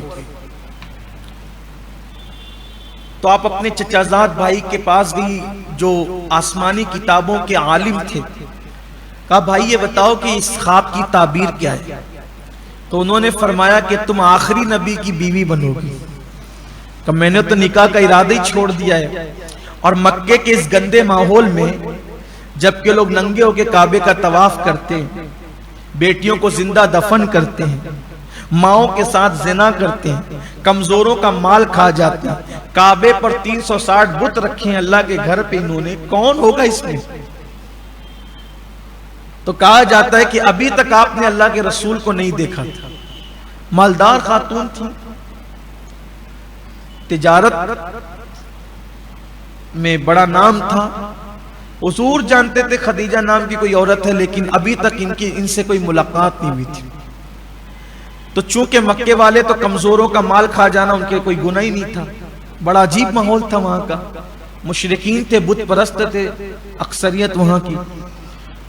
تو ایک دن حضرت خدیجہ کو خیال آیا کہ یہ میرا مال جس کو بھی بھیجتی ہوں تجارت کا مال دے کے وہ کھا جاتا ہے، چیٹنگ کر جاتا ہے، مال کھا جاتا ہے، اور آ کر کہہ دیتا ہے کہ نقصان ہوا. ایک کام کرتے ہیں، مکے میں سرداروں میں ایک سردار ہے، وہ بڑا دیانت دار ہے، اس کو بلا کر کہتے ہیں کہ اس کا کچھ حل نکالیں. تو جناب خدیجہ نے اپنی کنیز بھیج کر حضرت ابو طالب کو بلایا جو مولا علی کے والد تھے، حضور کے چچا تھے. انہی کے گھر میں حضور علیہ السلام رہتے تھے. کہے مکے کے سردار کچھ میرا مسئلہ حل کرو. آپ نے فرمایا ٹھیک. تو حضرت ابو طالب نے یہ کیا کہ مکے کے جو لوگ ان کا مال ہڑپ کر جاتے تھے ان کو آپ نے فرمایا کہ ایک کام کرو، تم خدیجہ کے پارٹنر بن جاؤ. اپنی زبان میں سمجھا رہا ہوں، خدیجہ کے پارٹنر بن جاؤ. تو انہوں نے کہا کہ وہ تو بہت بڑی مالدار ہیں، ہم کیسے بن جائیں؟ تو آپ نے فرمایا کہ میں کہتا ہوں کہ برابر مال لگاؤ. لگا بھی نہیں سکتے، جو بھی دینا ہے دے دو. جیسے مثال کے طور پہ ایک بکری دے دو تو منافع آئے گا تو 2 ہو جائے گی تمہاری، ایسے. تو یہ آئیڈیا، یہ منصوبہ بڑا پسند آیا حضرت خدیجہ کو.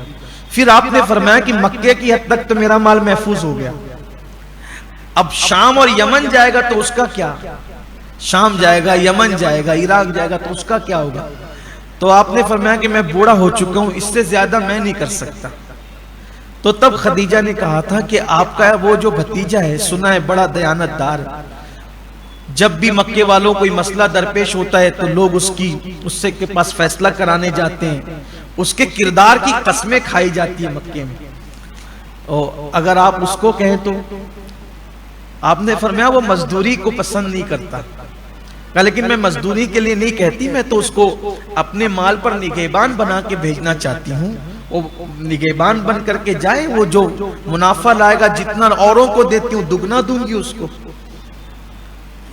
تو اللہ کے رسول علیہ السلام کے پاس جناب ابو طالب آئے اور انہوں نے کہا کہ بیٹا اللہ نے اسباب پیدا کر دیا ہے ہمارے گھر کی غربت دور ہونے کے، خدیجہ ایسا ایسا کہتی ہے۔ تو آپ نے فرمایا کہ آپ تو جانتے ہیں میں مزدوری کو پسند نہیں کرتا، تو فرمایا میں مزدوری کے لیے نہیں کہہ رہا ہوں، ایک بیوہ کی مدد کرتا، کیونکہ حضرت ابو طالب جانتے تھے آپ کے انداز کو، آپ کی فکر کا، ایک بیوہ کی مدد کرنا ہے۔ آپ نے کہا ٹھیک ہے میں جاتا ہوں۔ آپ تشریف لے گئے، بڑا طویل اور خوبصورت واقعہ ہے، یہ مجھے بہت پسند بھی ہے، سیرت کی کئی کتابوں میں ہے، میں نے کئی بار اس کو بیان بھی کیا ہے۔ حضرت خدیجہ الکبریٰ فرماتی ہیں کہ میرا گھر ایسے سمت میں بنا ہوا تھا مکے میں کہ نہ سورج نکلتے وقت سورج کی کرنیں میرے گھر میں آتی تھی اور نہ سورج ڈوبتے وقت میرے گھر میں سورج کی کرنیں آتی تھی۔ جیسے ہماری مسجد کا دروازہ سمجھ لیں آپ، مثال کے طور ہماری مسجد کا دروازہ ایسے سمت میں ہے کہ نکلتے وقت دروازوں سے کرنیں نہیں آتی اور نہ ڈوبتے وقت۔ جن کے گھر اگر ہندوستان میں مشرق و مغرب میں ہو تو ایسا ہو سکتا ہے کہ جن کا گھر مشرق کی طرف ہوگا نکلتے وقت کرنیں آئے گی، مغرب کی طرف ہوگا تو ڈوبتے وقت کرنیں آئے گی۔ اماں خدیجہ کہتی ہے لیکن میرا گھر ایسے سمت میں تھا نہ نکلتے وقت نہ ڈوبتے وقت سورج کی کرنیں گھر میں نہیں آتی، لیکن میں کسی کام میں مصروف تھی، میری پیٹھ جو ہے وہ دروازے کی طرف تھی اور میرا چہرہ دیوار کی طرف تھا۔ اچانک میں نے محسوس کیا کہ دیوار پر سورج کی کرنیں پڑ رہی ہیں، میں نے محسوس کیا کہ دیوار پر سورج کی کرنیں پڑ رہی ہے۔ جب میں اس طرف متوجہ ہوئی کہ دیکھوں کہ یہ سورج آج کدھر سے نکلا، تو میں نے دیکھا کہ وہ کوئی سورج نہیں تھا بلکہ وہ تو رشک آفتاب تھا، وہ حضور کا چہرہ تھا جس کی کرنیں میری دیوار پہ۔ میں نے پہلی مرتبہ ان کو دیکھا، میرے دل نے کہا واللہ یہ کسی جھوٹے کا چہرہ نہیں ہو سکتا۔ فرمایا اسی وقت میں ان پر دل سے شیدا ہوگی، فدا ہوگی، جو باتیں ہونی تھی وہ ہوئی۔ بلکہ یہاں تک مورخین نے لکھا ہے، حیرت کی بات یہ ہے مسلم غیر مسلم مورخوں نے یہ بات لکھی ہے کہ، اور چونکہ ہمارے آقا کی عظمت کی بات ہے تو ہم تو اس سے بڑی باتیں مانتے ہیں، سب باتیں تو حضور علیہ السلام کے لیے بڑی چھوٹی ہیں، میرے نبی کی شان اس سے بڑھ کے ہے۔ حیران ہوں میرے شام میں کیا کیا کہوں تجھے، اور جو باتیں تھی کہا کہ میں اتنی ذہین تھی کہ میرے پاس جو بھی آتا تھا میں اپنی بات اس سے منواتی تھی، لیکن اس چہرے کو دیکھنے کے بعد میری کیفیت یہ ہوئی کہ وہ جو کہتے رہے میں صرف ہاں کرتی رہی۔ جب وہ چلے گئے تو میں نے اپنے سب سے ذہین غلام میسرہ کو بلایا اور میسرہ سے کہا میسرہ تجھے مال پہ توجہ نہیں دینا اس مرتبہ سفر میں، تجھے سفر میں مال پہ توجہ نہیں دینا ہے، تجھے سفر میں محمد پر توجہ دینا ہے۔ ایک ایک چیز کو تو نے خیال کرنا ہے، نوٹ کرنا ہے، ذہن میں رکھنا ہے، یہ کرتے کیا ہیں، اٹھتے کیسے، بیٹھتے کیسے، بات کیسے کرتے، کھاتے کیسے، سوتے کیسے، تجارت کیسے کرتے، ان کی اداؤں پہ تو نے نظر رکھنا ہے۔ پہلی مرتبہ یہ وصیت ہو رہی تھی مال پہ دھیان نہیں دینا، جو جا رہے مال لے کر اس پہ دھیان دینا۔ اور بہت بڑا ذہین تھا وہ میسرہ جو تاجر تھا۔ ام المومنین اماں خدیجہ خود فرماتی ہیں کہ جب قافلہ آ رہا تھا تو میں اپنی ہمجولی سہیلیوں کے ساتھ یعنی ہم عمر سہیلیوں کے ساتھ اپنے بالا خانے پر ٹیرس پر تھی۔ فرماتی واللہ سورج کی دھوپ تھی اور قافلے کی دھول تھی، سورج کی دھوپ اور قافلے کی دھول، اس میں قافلے کی گرد و غبار میں پورا قافلہ چھپ گیا تھا۔ لیکن اس پورے قافلے کے اندر ایک چہرہ ٹکیا کی طرح چمک رہا تھا، دھول کا غبار بھی اس کو چھپا نہیں پاتا تھا۔ اماں خدیجہ کہتی تھی میں دیکھ رہی تھی، ایسے میں میسرہ دوڑتا ہوا میرے بالا خانے پہ آیا، جس کو ہم ٹیرس کہہ سکتے، میرے بالا خانے پر آیا، اور آنے کے بعد اس نے کہا بی بی مبارک ہو۔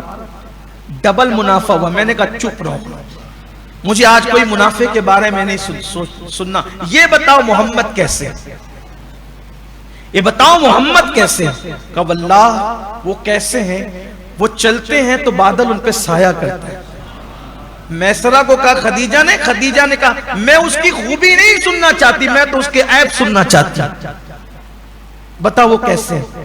کہا جب وہ دھوپ میں چلتے ہیں بادل سایہ کرتا ہے، ان کے بدن پہ مکھی نہیں بیٹھتی، پسینے سے خوشبو نکلتی ہے۔ جس وقت اگر وہ درخت کی قریب جاتے ہیں اور لوگ پہلے سے بیٹھ جاتے ہیں تو درخت اپنی ٹہنیوں کو آگے بڑھا کر ان پہ سایہ کرتا ہے۔ وہ کبھی جھوٹ نہیں بولتے، وہ بتوں کی قسم نہیں کھاتے۔ خدیجہ نے کہا میں نے تو ان کے عیب معلوم کرنے کے لیے تجھے بھیجا تھا۔ میسرہ کہتا ہے میں تیرا نمک حلال ہوں خدیجہ، اگر تو میرے ایک ہاتھ پہ چاند اور دوسرے ہاتھ پہ سورج لا کے رکھ دے اور پھر کہے کہ محمد کے عیب بتا، تو میں اللہ کی قسم کھا کے کہتا ہوں اللہ نے یہ ذات ایسے پیدا کی ہے کہ اس میں کوئی عیب ہے ہی نہیں، یہ عیب سے پاک ہے۔ میسرہ کہتا ہے خدیجہ کو تحقیق، اماں خدیجہ جانتی تھی عیب نہیں ہو سکتے ہیں، لیکن یہ تحقیق کا ایک ذہین عورت کا انداز تھا۔ پھر خدیجہ نے نفیسہ سے کہا نفیسہ محمد کے پاس جاؤ اور جا کر کے ان کو کہو کہ وہ میرے ساتھ شادی کریں، نکاح کریں، انہیں راضی کریں، ان کی طرف سے خود کی طرف سے عرض۔ نفیسہ بچپن کی سہیلی تھی اور وہ رشتے میں حضور اکرم صلی اللہ علیہ وسلم سے کچھ لگتی تھی۔ یہ گئی کہا بھتیجے محمد تم شادی نہیں کرتے؟ حضور نے فرمایا کہ اس وقت میرا کوئی کاروبار نہیں ہے، فرمایا کہ اس کا انتظام ہو جائے گا۔ تو کہا کہ لیکن کس کے یہاں شادی کی جا سکتی؟ اور فرمایا کہ خدیجہ خود سے تمہارے ساتھ نکاح کرنے کے لیے تیار۔ تو آپ نے فرمایا کہ میں اپنے چچاؤں کے بغیر یہ فیصلہ نہیں کر سکتا، آپ جائیں میرے چچا ابو طالب سے بات کریں، اگر وہ ہاں کر دے تو میں بھی ہاں کر دوں۔ پھر گفتگو حضرت ابو طالب سے ہوئی اور پھر اس کے بعد شادی کی تیاریاں شروع۔ آپ سوچیں معراج کے دولہا کی پہلی شادی کی شان سے ہوتی ہوگی، اس کی بڑی تفصیلات ہیں، لیکن اگر وہ تفصیلات بیان کرنے جائیں تو اماں خدیجہ کا ذکر چھوٹ جاتا ہے۔ لیکن یہیں پہ میں اپنی بات مکمل کروں کہ سارے چچا بڑے خوش تھے کہ آج عبداللہ کے در یتیم کو دولہا بنایا جائے گا۔ اب بات یہاں آ کر رکی کہ وہ تو ہے بہت مالدار، اور مالدار لوگ کا مہر بھی مالداروں کی طرح طے ہوگا۔ یہاں بظاہر یہاں پر اتنا مال تو نہیں ہے، تو مہر کیا ہوگا؟ تو حضرت ابو طالب نے فرمایا کہ ہم مہر تو اسی حساب سے رکھیں گے جیسی خدیجہ کی مالی پوزیشن ہے۔ مورخوں نے دو بات لکھی، اس زمانے میں 400 مسکال چاندی یا 20 اونٹ مہر مقرر کیا گیا، یعنی شایان شان۔ ظاہر سی بات ہے حضور علیہ السلام کونین کے مالک تاجدار، تو 20 اونٹ مہر یا 400 مسکال چاندی بڑی رقم ہوتی ہے۔ اگر آپ 20 اونٹ کی رقم آج کے حساب سے جوڑیں، سستے سے سستا اونٹ اگر آپ 25,000 کا بھی پکڑ لیں تو 20 اونٹ کی قیمت کتنی ہوتی ہے سوچیں آپ۔ اس کے بعد جب میرے آقا علیہ الصلوۃ والتسلیم کو دولہا بنا کر لے چلے تو اس میں حضرت ابو طالب تھے، حضرت حمزہ تھے، حضرت عباس تھے، اور ہم عمر دوستوں کی حیثیت سے سیدنا صدیق اکبر رضی اللہ تعالیٰ عنہ تھے۔ بلکہ بعض سیرت نگاروں نے یہ لکھا ہے کہ اس دن بہت قیمتی لباس حضور کو زیبتن کروانا تھا، تو وہ لباس سیدنا صدیق اکبر نے پیش کیا تھا۔ جس دن پہلی شادی کا جو لباس تھا صدیق اکبر نے پیش کیا تھا، اور آقا کریم معراج کے دولہا کی گویا کہ بارات جا رہی تھی۔ اگر میں تصورات کی دنیا میں دیکھتا ہوں تو مجھے ایسا لگتا ہے کہ ارواح انبیاء آگے پیچھے چلتی ہوگی، رحمتوں کی فوار برستی ہوگی، جنت کی پھول نچھاور کیے جاتے ہوں گے، اور معراج کا دولہا پہلی مرتبہ اپنے نکاح کے لیے خدیجہ کے آنگن میں پہنچتا ہوگا۔ نکاح کے لیے جب تقریب سجی ہے تو خطبہ پڑھنے کے لیے حضرت ابو طالب کھڑے ہوتے ہیں، مولا کائنات کے والد، اور آپ خطبہ پڑھتے ہیں۔ اس اللہ کا بے پناہ شکر ہے جس نے ہمیں ابراہیم علیہ السلام کی اولاد میں پیدا کیا۔ یہاں سے شروع کرتے ہیں، اور جب آپ خطبہ پڑھ کے بیٹھتے ہیں تو پھر حضرت خدیجۃ الکبریٰ کے چچا کھڑے ہوتے ہیں اور وہ خطبہ پڑھتے ہیں، اور پھر 400 مسکال چاندی پر یا 20 اونٹوں پر مہر حق مہر پر جو ہے وہ نکاح ہو جاتا ہے۔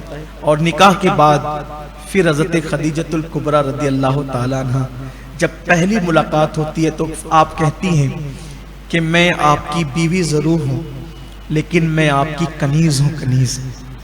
اور آپ نے اپنا پورا مال حضور علیہ السلام کے سامنے رکھا اور کہا کہ آج سے یہ میرا نہیں ہے، میرے سارے غلام آپ کے، میری ساری کنیزیں آپ کی، میری ساری دولت آپ کی ہے۔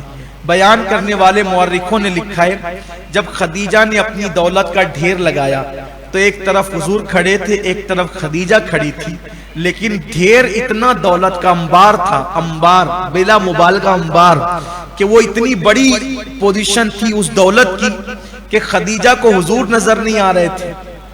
یعنی حضور علیہ السلام کا قد پاک خدیجۃ الکبریٰ کو یہ دولت پیش کی پہلے ہی دن، اور کہا یہ سب کچھ آپ کا ہے۔ پھر اس کے بعد سے ہر دن آقا کریم کے وہ ناز اٹھائے۔ اللہ اکبر کہ جب آقا علیہ السلام اعلان نبوت سے پہلے غار حرا میں جاتے تھے تو روزانہ، چونکہ مالدار تھی نا بہت، روزانہ تازہ کھانا بنا کر حضور علیہ السلام کے لیے لے کر کے جاتی تھی، اور ظاہر سی بات ہے پیدل ہی جاتی تھی، چونکہ پہاڑ پر تو پیدل ہی چلنا ہوتا تھا، اور حضور کو کھانا پہنچاتی تھی۔ یہ آپ کا انداز تھا، اور جب تک آپ رہیں آپ نے جو ہے وہ بڑی حضور علیہ السلام کا ساتھ دیا، حتیٰ کہ حالت یہ رہی کہ 3 سال تک شعب ابی طالب کے اندر بھی آپ حضور کے ساتھ رہی، اور شعب ابی طالب ہی میں رہتے رہتے چونکہ 3 سال وہ ایسے گزرے مکے والوں کے سوشل بائیکاٹ کے، کھانے کو کچھ نہیں رہتا تھا، پینے کو کچھ نہیں رہتا تھا۔ حضرت سعد ابن ابی وقاص کہتے ہیں کہ درخت کی پتیاں کھاتے تھے ہم لوگ، چمڑے چباتے تھے ہم لوگ، 3 سال ایسے گزرے۔ ایک مالدار خاتون کے لیے 3 سال بڑے دشوار تھے، اس وقت بھی حضور کا ساتھ دیا، حضور کی ہمت بنداتی رہی، حضور کا ساتھ دیتی رہی۔ ان کی زندگی اتنی اہم ہے کہ جب وہ میرے آقا علیہ السلام زخمی ہو کر آتے تھے تو تسلی بھی دیتی تھی، اور اپنے دوپٹے کا کپڑا پھاڑ کر حضور کے سر پہ پٹیاں بھی باندھتی تھی، زخم پہ پٹیاں باندھتی تھی۔ بالآخر اپنی دولت کو لٹا کر ایک دن خدیجہ پر وہ وقت آیا کہ جس دن خدیجۃ الکبریٰ کے وصال کا دن آیا، اس دن رات کو، ہو سکتا ہے شاید وہ آج کی شب ہو، اس دن رات کو خدیجۃ الکبریٰ کے گھر میں چراغ جلانے کے لیے تیل بھی نہیں تھا۔ لوگ دین کی خدمت کرتے کرتے مالدار ہو گئے، خدیجہ نے دین کے لیے لٹا کر کے وہ حال کیا اپنا، وہ قربانی دی اپنی اما خدیجۃ الکبریٰ نے، کہ آخری رات جو زندگی کی آخری رات تھی، وہ گھر میں چراغ جلانے کے لیے تیل بھی موجود نہیں تھا۔ اس حالت کا فائدہ اٹھاتے ہوئے مکے کے کافروں نے ایک عورت کو بھیجا کہ جاؤ، ہو سکتا ہے خدیجہ اب زیادہ دن تک نہیں جیے گی، جا کر اس کے اور محمد کے درمیان جدائی پیدا کر، دونوں میاں بیوی کے درمیان جدائی پیدا کر دو۔ اور یہ بھی تاریخ کا بڑا خوبصورت واقعہ ہے کہ آپ کی بچپن کی سہیلی آ کر کے کہتی ہے کہ خدیجہ، تم نے محمد عربی کا کلمہ جو نادانی سے پڑھا ہے، آج محمد کو چھوڑ دو۔ اگر تم نے محمد کو نہیں چھوڑا تو مکے کے کافر تمہارے جنازے میں شرکت نہیں کریں گے اور تمہیں مکے میں دفن بھی نہیں ہونے دیں گے۔ خدیجۃ الکبریٰ لیٹی تھی، اٹھ کر کے بیٹھ گئی، کہا کہ سنو، پہلی بات تو یہ ہے کہ میں نے محمد عربی کا کلمہ نادانی سے نہیں پڑھا ہے، واللہ عقل و خرد نے کروڑوں مرتبہ میرے تلووں کو بوسہ دیا تھا، تب میں نے محمد عربی کا کلمہ پڑھا تھا۔ میں نے محمد عربی کا کلمہ شوہر ہونے کی وجہ سے نہیں پڑھا تھا، میں نے 15 سال ان کی زندگی کا رات و دن جائزہ لیا ہے، تب میں نے ان کا کلمہ پڑھا ہے۔ یعنی اعلان نبوت سے پہلے 15 سال انہوں نے دیکھے تھے، اور پھر میں نے محمد عربی کا کلمہ پڑھا ہے۔ اور اگر سنو، وہ یہ کہتے ہیں کہ میرے جنازے میں نہیں آئیں گے، مجھے ضرورت بھی نہیں ان کے کاندھوں کی، اس لیے کہ اللہ کا نبی مجھے کاندھا دے گا، اللہ کا محبوب کاندھا دے گا، اور مجھے فرشتے کاندھا دیں گے۔ اور سنو، مجھے ان کی بھیڑ کی ضرورت نہیں ہے، اگر وہ مجھے مکے میں دفن ہونے نہیں دیں گے تو انشاءاللہ میرا اللہ مجھے زمین غیرت میں دفن ہونے کے لیے جگہ عطا فرمائے گا۔ اور یہ بات ہو رہی تھی، اتنی جرأت کے ساتھ بات کر رہی تھی آپ، اور ایسے میں حضور علیہ السلام تشریف لائے، اور آنے کے بعد آپ کے سر پہ ہاتھ رکھا اور فرمایا خدیجہ کیسی ہو؟ آپ نے عرض کیا کہ یا رسول اللہ، میرے آخری لمحات ہے، لیکن آپ مجھے اللہ کے بھروسے چھوڑ دیں، آپ میری خیریت نہ پوچھیں، آپ جائیں اور دین کا کام کریں، آپ جا کر دین کا کام کریں، جتنی دیر میں آپ میری خیریت پوچھیں گے، اگر اتنی دیر آپ اللہ کا پیغام اللہ کے بندوں تک پہنچائیں گے تو نہ جانے اتنی دیر میں آپ کتنے کافروں کو ایمان کی دولت عطا کرتے۔ آپ جائیے۔ حضور علیہ السلام نکل پڑے پھر گھر سے، تو آپ کی سہیلی جو ہے وہ کہتی ہے ہاتھ پکڑ کے، خدیجہ میں تو تمہیں محمد عربی سے دور کرنے آئی تھی، لیکن مجھے بھی کلمہ پڑھا کر اسلام میں داخل کر لوں۔ آپ نے کہا کیوں؟ تم تو مجھے اسلام سے دور کرنے آئی تھی۔ فرمایا کہ جو مذہب اپنے ماننے والوں کو ایسا یقین عطا کرتا وہ مذہب جھوٹا نہیں ہو سکتا ہے، سچا ہے۔ اور پھر وہ ایمان لے آئی، اٹھ کر چلی گئی، آقا تشریف لائے۔ یہ آخری ملاقات ہے، یہ آخری ملاقات ہے حضور علیہ السلام کی اور ماں خدیجہ کی ظاہری۔ جب آقا گھر میں تشریف لائے تو عرض کیا کہ حضور آپ میرے قریب بیٹھ جائیں، یہ آپ کی زندگی کی آخری لمحات۔ عرض کیا کہ حضور آپ میرے قریب بیٹھ جائیں، آقا بیٹھ گئے تو عرض کیا کہ یا رسول اللہ، دو باتیں صرف آج آپ کو کہنی ہے، دو باتیں آپ کو کہنی ہے۔ ایک تو یہ کہنی تھی کہ اب میں دنیا سے جا رہی ہوں، کوئی کوتاہی ہو تو مجھے معاف کر دینا، آپ کی خدمت میں اگر کوئی کوتاہی کی تو مجھے معاف کر دینا، اور میری بیٹی فاطمہ کا خیال کرنا، بہت چھوٹی ہے، اس کی عمر بہت چھوٹی ہے، ہو سکتا ہے میرے بعد آپ دوسرا نکاح تو ضرور کریں گے، لیکن اس کا دل مت دکھنے دینا، اس کا خیال کرنا۔ اور دوسری بات آقا یہ ہے کہ ایک چیز آپ سے مانگنی تھی، بہت تمنا تھی ایک چیز مانگنے کی، وہ آپ سے مانگنی تھی لیکن میری ہمت نہیں ہو رہی ہے مانگنے کی۔ میں نے فاطمہ کو کہہ دیا ہے، میں نے فاطمہ کو کہہ دیا آپ اس سے پوچھ لیں، وہ بتا دے گی، اور میں نے اس کو سفارشی بنا دیا کہ وہ سفارش کریں کہ مجھے کیا چاہیے۔ اس سے سیدہ خدیجۃ الکبریٰ کی عقیدتوں کا اندازہ ہوتا ہے، اور اس سے حضور کی عظمت بھی پتہ چلتی ہے کہ ایک بیوی کے دل میں حضور علیہ السلام نے اپنی کتنی عقیدت پیدا کی تھی، اور حضور کا کردار کیسا ہوگا، حضور کی انداز زندگی کیسی ہوگی کہ آقا نے ان کے دل میں عقیدت کے کیسے پھول اگائے تھے۔ تو عرض کیا کہ لیکن میری ہمت نہیں، کتنا ادب کرتی تھی ماں خدیجہ حضور علیہ السلام کا، بیویاں حضور کی بعد میں بھی سب عظمت والی ہوئی، سب شان والی ہوئی، لیکن یہ ادب تھا سیدہ خدیجہ الکبریٰ کا، ہمت نہیں ہوتی ایک چیز مانگنا ہے۔ آقا علیہ السلام نے سیدہ کو بلایا، بچی تھی، ننھی سی عمر تھی، بیٹی فاطمہ تمہاری امی کیا مانگنا چاہتی ہے مجھ سے وہ کہو۔ تو سیدہ نے کہا کہ بابا میری امی مجھ سے یہ کہتی ہیں کہ تمہارے بابا پر غار حرا کے اندر جو پہلی وحی نازل ہوئی تھی، پہلی مرتبہ جو قرآن کی وحی نازل، قرآن کی شکل میں جو وحی نازل ہوئی تھی، اس وقت تمہارے بابا نے جو چادر اوڑھی تھی وہ چادر مجھے کفن کے لیے چاہیے۔ میری امی یہ چاہتی ہیں کہ وہ چادر چاہتی ہیں۔ ابھی یہ گفتگو ہو رہی تھی کہ جبریل امین حاضر ہوئے، عرض کہ اللہ آپ کو سلام کہتا ہے اور خدیجہ کو سلام کہتا ہے، اور اللہ خدیجہ سے فرماتا ہے کہ خدیجہ تمہیں محبوب کی چادر تو ملے گی، لیکن ساتھ ہی ساتھ میرے اللہ کی مرضی یہ ہے کہ تمہیں دنیا کے کفن سے بڑھ کر جنت کے کفن میں اس دنیا سے رخصت کیا جائے گا۔ اور جبریل کے ہاتھوں جنت کا کفن اللہ نے سیدہ خدیجۃ الکبریٰ کے لیے روانہ فرمایا۔ جناب خدیجۃ الکبریٰ کی شان کیا ہے؟ حضرت عائشہ صدیقہ فرماتی ہیں کہ ایک بوڑھی عورت لکڑی ٹیکتے ہوئے آئی، حضور علیہ السلام نے اس کو بہت رسپیکٹ دیا، بڑی عزت کی، اس کی بہت تحفے بھی دیے۔ جب وہ چلی گئی تو میں نے پوچھا حضور یہ بڑھیا کون ہے؟ فرمایا کہ جب خدیجہ حیات تھی تو یہ ہمارے گھر آتی تھی تو یہ میری خدیجہ سے محبت کرتی، اس لیے میں اس سے محبت کرتا ہوں، اس کو بہت نوازتا ہوں چونکہ اس کے دل میں خدیجہ کی محبت ہے۔ اندازہ کریں جو اماں خدیجہ سے محبت کرے حضور بھی اس سے محبت کرنے لگتے ہیں، اس کو نوازنے لگتے ہیں۔ اسی لیے حضور قائد محترم امیر سنی دعوت اسلامی نے مجھے ایک مرتبہ کہا تھا کہ ہم لوگ غوث پاک کی نظر مانتے ماننا چاہیے، غریب نواز کی نظر مانتے ماننا چاہیے، بزرگوں کی، لیکن خدیجۃ الکبریٰ کی نظر مانے تو زیادہ جلدی کام بنتا ہے، کیونکہ حضور ان سے بہت محبت فرماتے ہیں۔ اگر آپ پر بھی کوئی مشکل وقت آئے تو ماں خدیجۃ الکبریٰ کی آپ نظر مان لیا کریں، یہ بہت زور اثر ہے اور بہت جلدی سے کام اس کی وجہ سے بنتے ہیں، کیونکہ حضور کی توجہ جلدی ہوتی ہے نا۔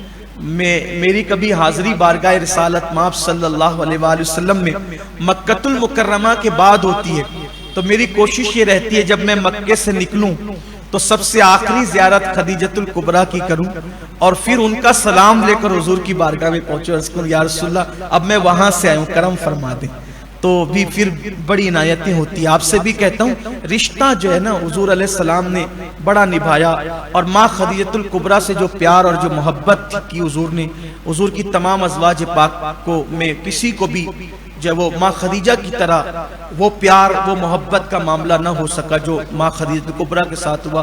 ان کی خصوصیت یہ ہے کہ حضور علیہ الصلوۃ والتسلیم کی تمام اولاد سوائے حضرت ابراہیم کے سب ماں خدیجہ الکبریٰ سے ہی ہے، اور سیدہ خدیجہ الکبریٰ کی شان میں اب کتنی پڑھوں اور کیا پڑھوں اور کہاں تک پڑھوں، کیا اتنا کم ہے کہ وہ سید الانبیاء کی بیوی ہیں، وہ حسنین کریمین کی نانی ہیں، اور وہ فاطمۃ الزہرا کی امی ہے۔ میں اس مقام پر آ کر کے اپنا دل ان کے قدموں میں نچھاور کر دوں، کیونکہ کہا جاتا ہے کہ ہر اولاد کی جنت ماں کے قدموں میں ہوا کرتی ہے۔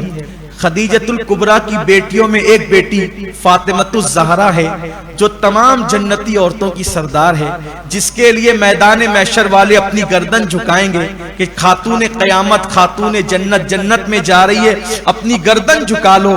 آپ اندازہ کریں اگر فاطمہ کی جنت کسی کے قدموں میں ہے تو اسے خدیجۃ الکبریٰ کہا جاتا ہے۔ خدیجۃ الکبریٰ کس خاتون کا نام ہے، کس عظیم خاتون کا نام ہے۔ اللہ ان کے صدقے ہم سب پر کرم فرمائے، پوری امت پر کرم فرمائے، اور اللہ ماں خدیجۃ الکبریٰ کے صدقے کورونا کی وبا کا پوری دنیا سے خاتمہ فرما دے، لاک ڈاؤن کی نحوستوں کا خاتمہ فرما دے، تمام عالم اسلام کو اللہ وباؤں سے بلاؤں سے بیماریوں سے محفوظ رکھے۔ آئیے ختم شریف پڑھ لیا جائے، سب مل کر کے پڑھ لیتے ہیں، اس کے بعد دعا کر لیتے ہیں۔ سب لوگ میرے ساتھ مل کر درود غوثیہ پڑھے 3 مرتبہ۔ اللہم صلی علی سیدنا و مولانا محمد معدن الجود والکرم وآلہ واصحابہ وبارک وسلم۔ سب مل کے پڑھیں اللہم صلی علی سیدنا و مولانا محمد معدن الجود والکرم وآلہ الکرام وابنہ الکریم وبارک وسلم۔ اللہم صلی علی سیدنا و مولانا محمد معدن الجود والکرم وآلہ الکرام وابنہ الکریم وبارک وسلم۔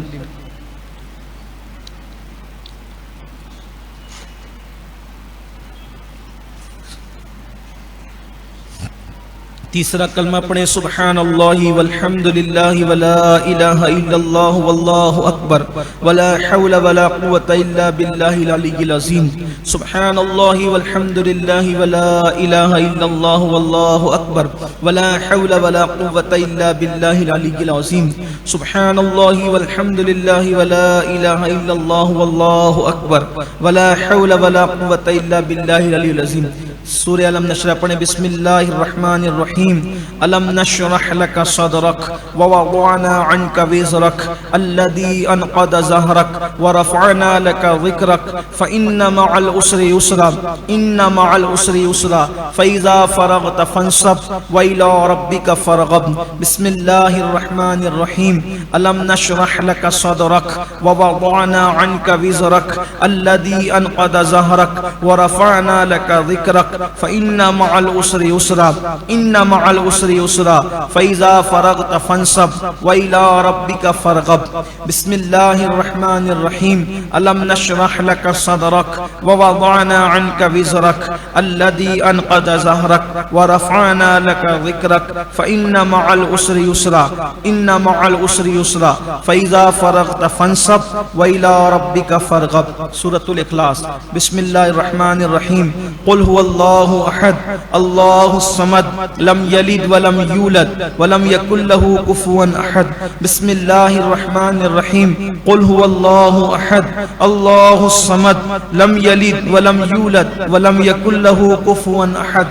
بسم اللہ الرحمن الرحیم.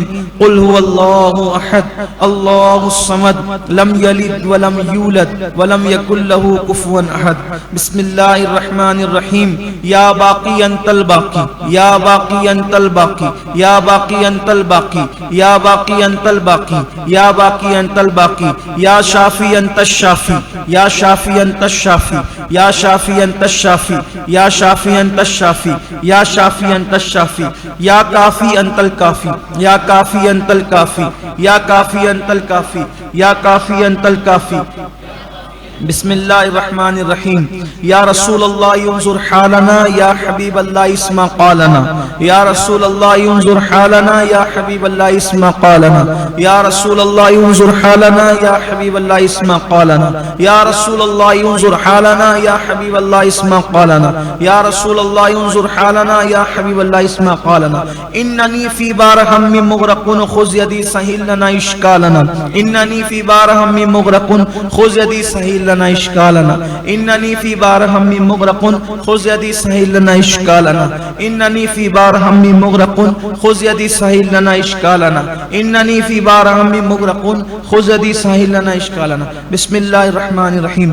یا حبیب الہ خذ بیدی ما لی عزی سوا کا مستندی یا حبیب الہ خذ بیدی ما لی عزی سوا کا مستندی یا حبیب الہ خذ بیدی ما لی عزی سوا کا مستندی یا حبیب الہ خذ بیدی ما لی عزی سوا کا مستندی یا حبیب الہ خذ بیدی ما لی عزی سوا کا مستندی. بسم اللہ الرحمن الرحیم. فساہل یا الہی کل صواب بحرمت سید الابرار سہل فساہل یا الہی کل صواب بحرمت سید الابرار سہل فساہل یا الہی کل صواب بحرمت سید الابرار سہل فساہل یا الہی کل صواب بحرمت سید الابرار سہل فساہل یا الہی کل صواب بحرمت سید الابرار سہل. بسم اللہ الرحمن الرحیم. یا صدیق یا عمر یا عثمان یا حیدر دفع شکن خیر آور یا شبیر یا شبر یا صدیق یا عمر یا عثمان یا حیدر دفع شکن خیر آور یا شبیر یا شبر یا صدیق یا عمر یا عثمان یا حیدر دفع شکن خیر آور یا شبیر یا شبر یا صدیق یا عمر یا عثمان یا حیدر دفع شکن خیر آور یا شبیر یا شبر یا صدیق یا عمر یا عثمان یا حیدر دفع شکن خیر آور یا شبیر یا شبر. بسم اللہ الرحمن الرحیم. یا حضرت سلطان شیخ سید شاہ عبد القادر جیلانی شہن اللہ المدد یا حضرت سلطان شیخ سید شاہ عبد القادر جیلانی شہن اللہ المدد یا حضرت سلطان شیخ سید شاہ عبد القادر جیلانی شہن اللہ المدد یا حضرت سلطان شیخ سید شاہ عبد القادر جیلانی شہن اللہ المدد یا حضرت سلطان شیخ سید شاہ عبد القادر جیلانی شہن اللہ المدد. بسم اللہ الرحمن الرحیم. ما ہما محتاج تو حاجت روا المدد یا غوث اعظم سیدہ ما ہما محتاج تو حاجت روا المدد یا غوث اعظم سیدہ ما ہما محتاج تو حاجت روا المدد یا غوث اعظم سیدہ ما ہما محتاج تو حاجت روا المدد یا غوث اعظم سیدہ ما ہما محتاج تو حاجت روا المدد یا غوث اعظم سیدہ. بسم اللہ الرحمن الرحیم. مشکلات بے عدد دارائے ماں المدد یا غوث اعظم پیر ماں مشکلات بے عدد دارائے ماں المدد یا غوث اعظم پیر ماں، مشکلات بے عدد دارین ماں، المدد یا غوث اعظم پیر ماں، مشکلات بے عدد دارین ماں، المدد یا غوث اعظم پیر ماں، مشکلات بے عدد دارین ماں، المدد یا غوث اعظم پیر ماں۔ بسم اللہ الرحمن الرحیم۔ یا حضرت شیخ محی الدین مشکل کشا بالخیر، یا حضرت شیخ محی الدین مشکل کشا بالخیر، یا حضرت شیخ محی الدین مشکل کشا بالخیر، یا حضرت شیخ محی الدین مشکل کشا بالخیر، یا حضرت شیخ محی الدین مشکل کشا بالخیر۔ بسم اللہ الرحمن الرحیم۔ امداد کن از بند غم آزاد کن، در دین دنیا شاد کن یا غوث اعظم دستگیر۔ امداد کن از بند غم آزاد کن، در دین دنیا شاد کن یا غوث اعظم دستگیر۔ امداد کن از بند غم آزاد کن، در دین دنیا شاد کن یا غوث اعظم دستگیر۔ امداد کن از بند غم آزاد کن، در دین دنیا شاد کن یا غوث اعظم دستگیر۔ امداد کن از بند غم آزاد کن، در دین دنیا شاد کن یا غوث اعظم دستگیر۔ بسم اللہ الرحمن الرحیم۔ یا حضرت غوث اغثنا باذن اللہ تعالی، یا حضرت غوث اغثنا باذن اللہ تعالی، یا حضرت غوث اغثنا باذن اللہ تعالی، یا حضرت غوث اغثنا باذن اللہ تعالی، یا حضرت غوث اغثنا باذن اللہ تعالی۔ بسم اللہ الرحمن الرحیم۔ خذ یدی یا شاہ جلا خذ یدی شین للہ انت نور احمدی، خذ یدی یا شاہ جلا خذ یدی شین للہ انت نور احمدی، خذ یدی یا شاہ جلا خذ یدی شین للہ انت نور احمدی، خذ یدی یا شاہ جلا خذ یدی شین للہ انت نور احمدی، خذ یدی یا شاہ جلا خذ یدی شین للہ انت نور احمدی۔ بسم اللہ الرحمن الرحیم۔ تو فعل حضرت دستگیر دشمنوں و زیر، تو فعل حضرت دستگیر دشمنوں و زیر، تو فعل حضرت دستگیر دشمنوں و زیر، تو فعل حضرت دستگیر دشمنوں و زیر، تو فعل حضرت دستگیر دشمنوں و زیر۔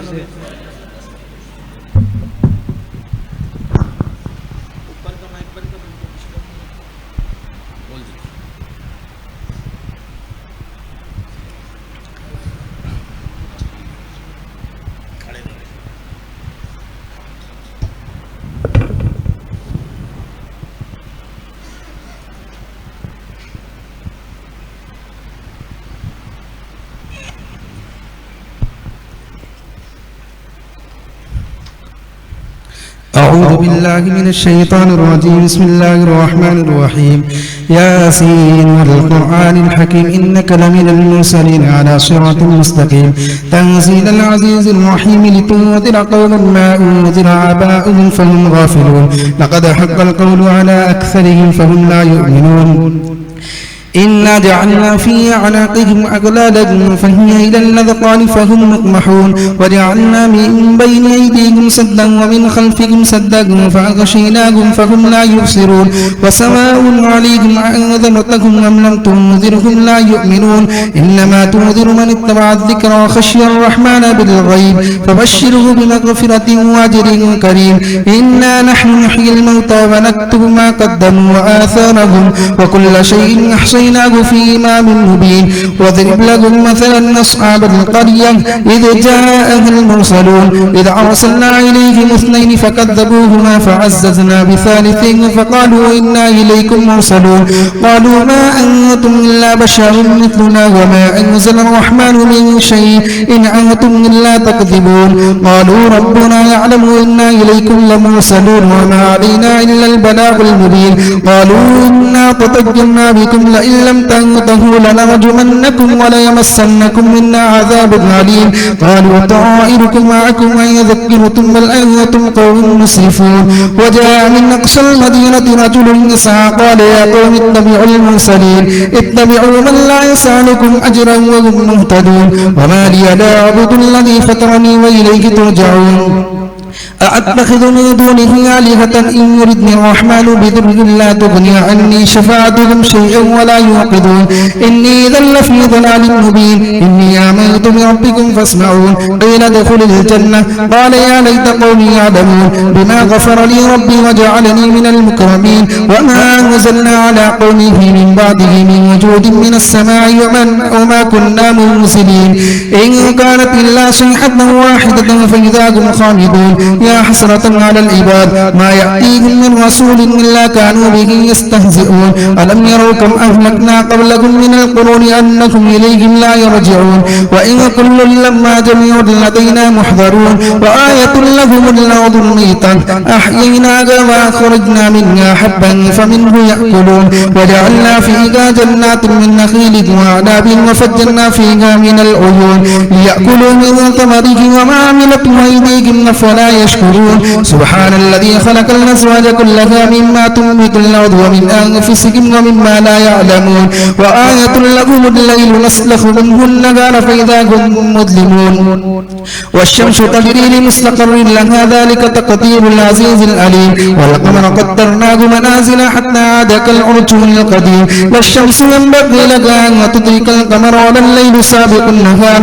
وكل في فلك يسبحون وآية لكم أنا حملنا ذريتهم في الفلك المشحون وخلقنا لكم من مثله ما يركبون وإن نشأ نغرقهم فلا صريخ لكم ولا هم ينقذون إلا رحمة منا ومتاعا إلى حين وإذا قيل لهم اتقوا ما بين أيديكم وما خلفكم لعلكم ترحمون وما تأتيهم من آية من آيات ربهم إلا كانوا عنها معرضين وإذا قيل لكم أنفقوا مما رزقكم الله قال الذين كفروا للذين آمنوا ونطعم من لو يشاء الله أطعمه إن أنتم إلا في ضلال مبين ويقولون متى هذا الوعد إن كنتم صادقين ما ينظرون إلا صيحة واحدة وتأخذهم وهم يخصمون فلا يستطيعون توصية وإلى أهلهم يرجعون ونفخ بالصور فإذا هم من الأجداث إلى ربهم ينسلون قالوا يا ويلنا من بعثنا من مرقدنا هذا وعد الرحمن وصدق المرسلون إن كانت إلا صيحة واحدة فإذا هم جميع لدينا محضرون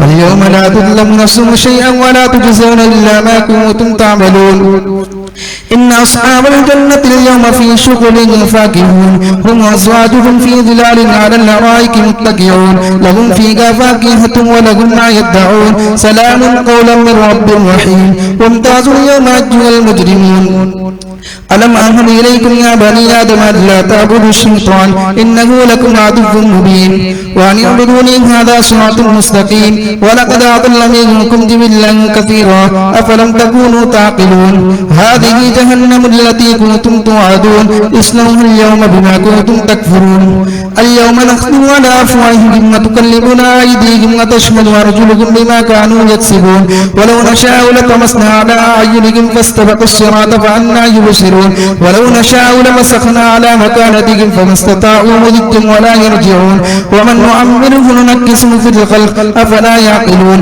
وما علمناه الشعر وما ينبغي له إن هو إلا ذكر وقرآن مبين لينذر من كان حيا ويحق القول على الكافرين أولم يروا أنا خلقنا لهم مما عملت أيدينا أنعاما فهم لها مالكون وذللناها لهم فمنها ركوبهم ومنها يأكلون ولهم فيها منافع ومشارب أفلا يشكرون واتخذوا من دون الله آلهة لعلهم ينصرون لا يستطيعون نصرهم وهم لهم جند محضرون فلا يحزنك قولهم إنا نعلم ما يسرون وما يعلنون أولم يرى الإنسان أنا خلقناه من نطفة فإذا هو خصيم مبين وضرب لنا مثلا ونسي خلقه قال من يحيي العظام وهي رميم قل يحيي الذي أنشأها أول مرة وهو بكل خلق عليم الذي جعل لكم من الشجر الأخضر نارا فإذا أنتم منه توقدون أوليس الذي خلق السماوات والأرض بقادر على أن يخلق مثلهم بلى وهو الخلاق العليم إنما أمره إذا أراد شيئا أن يقول له كن فيكون فسبحان الذي بيده ملكوت كل شيء وإليه ترجعون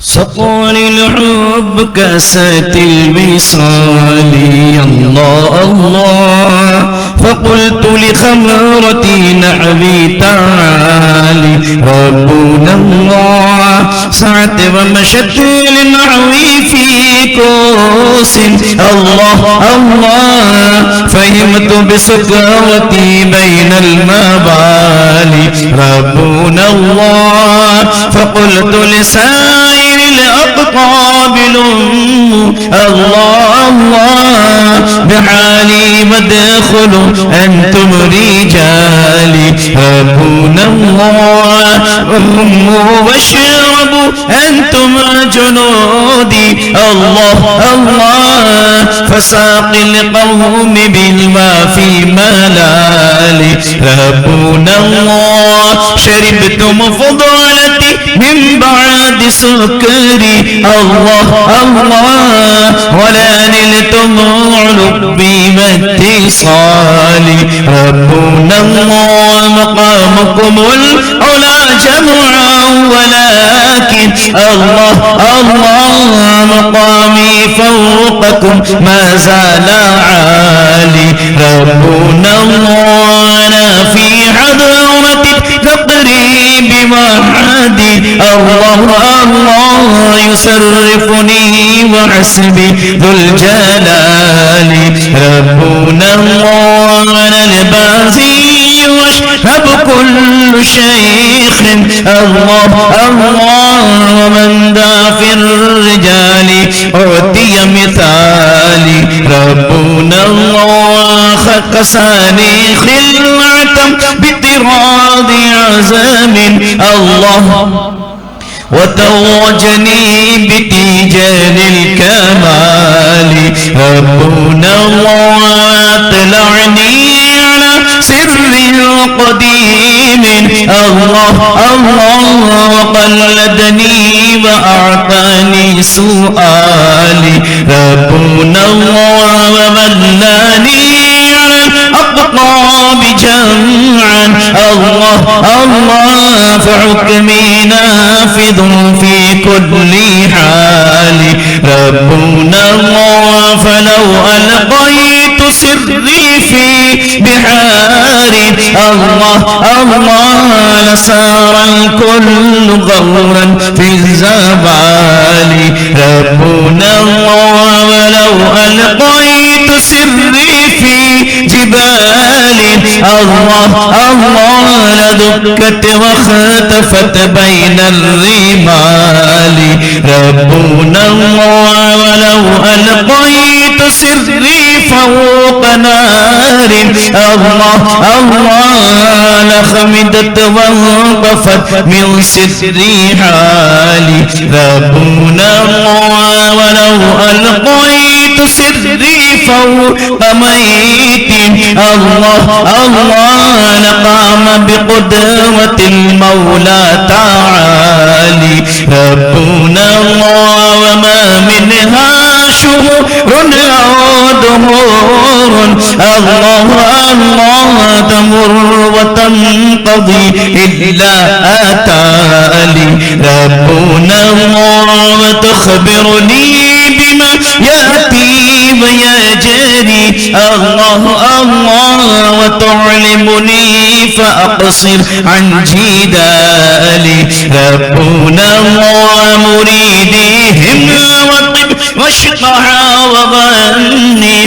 الله الله ويفعل ما تشاء فالاسم عالي ربنا الله مريدي لا تخف الله ربي الله الله اعطاني رفعة نلت المنال ربنا وتبولي في السماء والأرض دقت الله الله وشمس السعادة قد بدا لي ربنا الله بلاد الله ملكي تحت حكمي الله الله ووقتي قبل قلبي قد صفالي ربنا الله نظرت إلى بلاد الله جمعا الله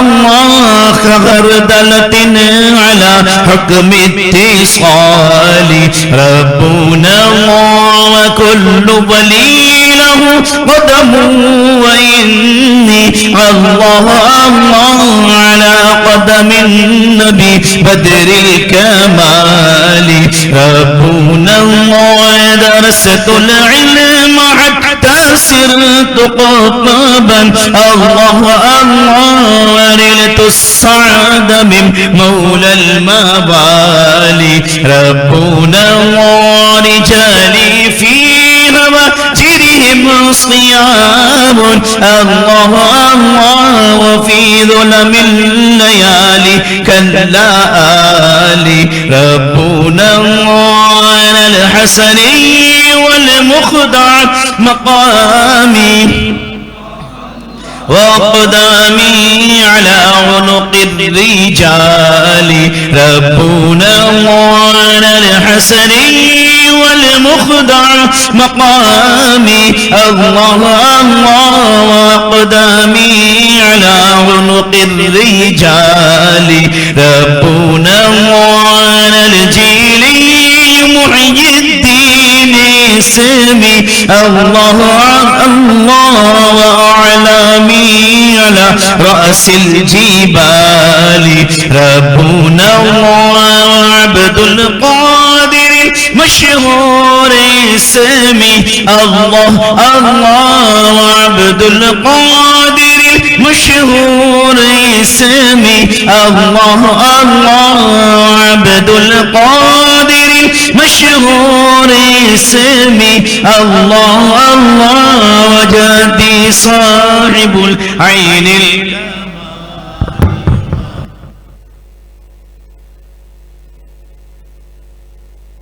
درود شریف اللہم صلی علی سیدنا مولانا محمد معدن الجود والکرم والہ الکرام وابنہ الکریم وبارک وسلم اللہم صلی علی سیدنا مولانا محمد معدن الجود والکرم والہ الکرام وابنہ الکریم وبارک وسلم اللہم صلی علی سیدنا مولانا محمد معدن الجود والکرم والہ الکرام وابنہ الکریم وبارک وسلم اللہم ربنا آتنا فی الدنیا حسنہ وفی الآخرة حسنة وقنا عذاب النار اللهم إني أسألك من خير ما سألك من نبيك سيدنا محمد صلى الله عليه وآله وسلم اللهم إني أعوذ بك من شر ما استعاذك من نبيك سيدنا محمد صلى الله عليه وآله وسلم إن الله وملائكته يصلون على النبي يا أيها الذين آمنوا صلوا عليه وسلموا تسليما اللهم صل على سيدنا مولانا محمد وعلى آل سيدنا مولانا محمد صلاة تنجينا بها من جميع الأهوال والآفات وتقضي لنا بها جميع الحاجات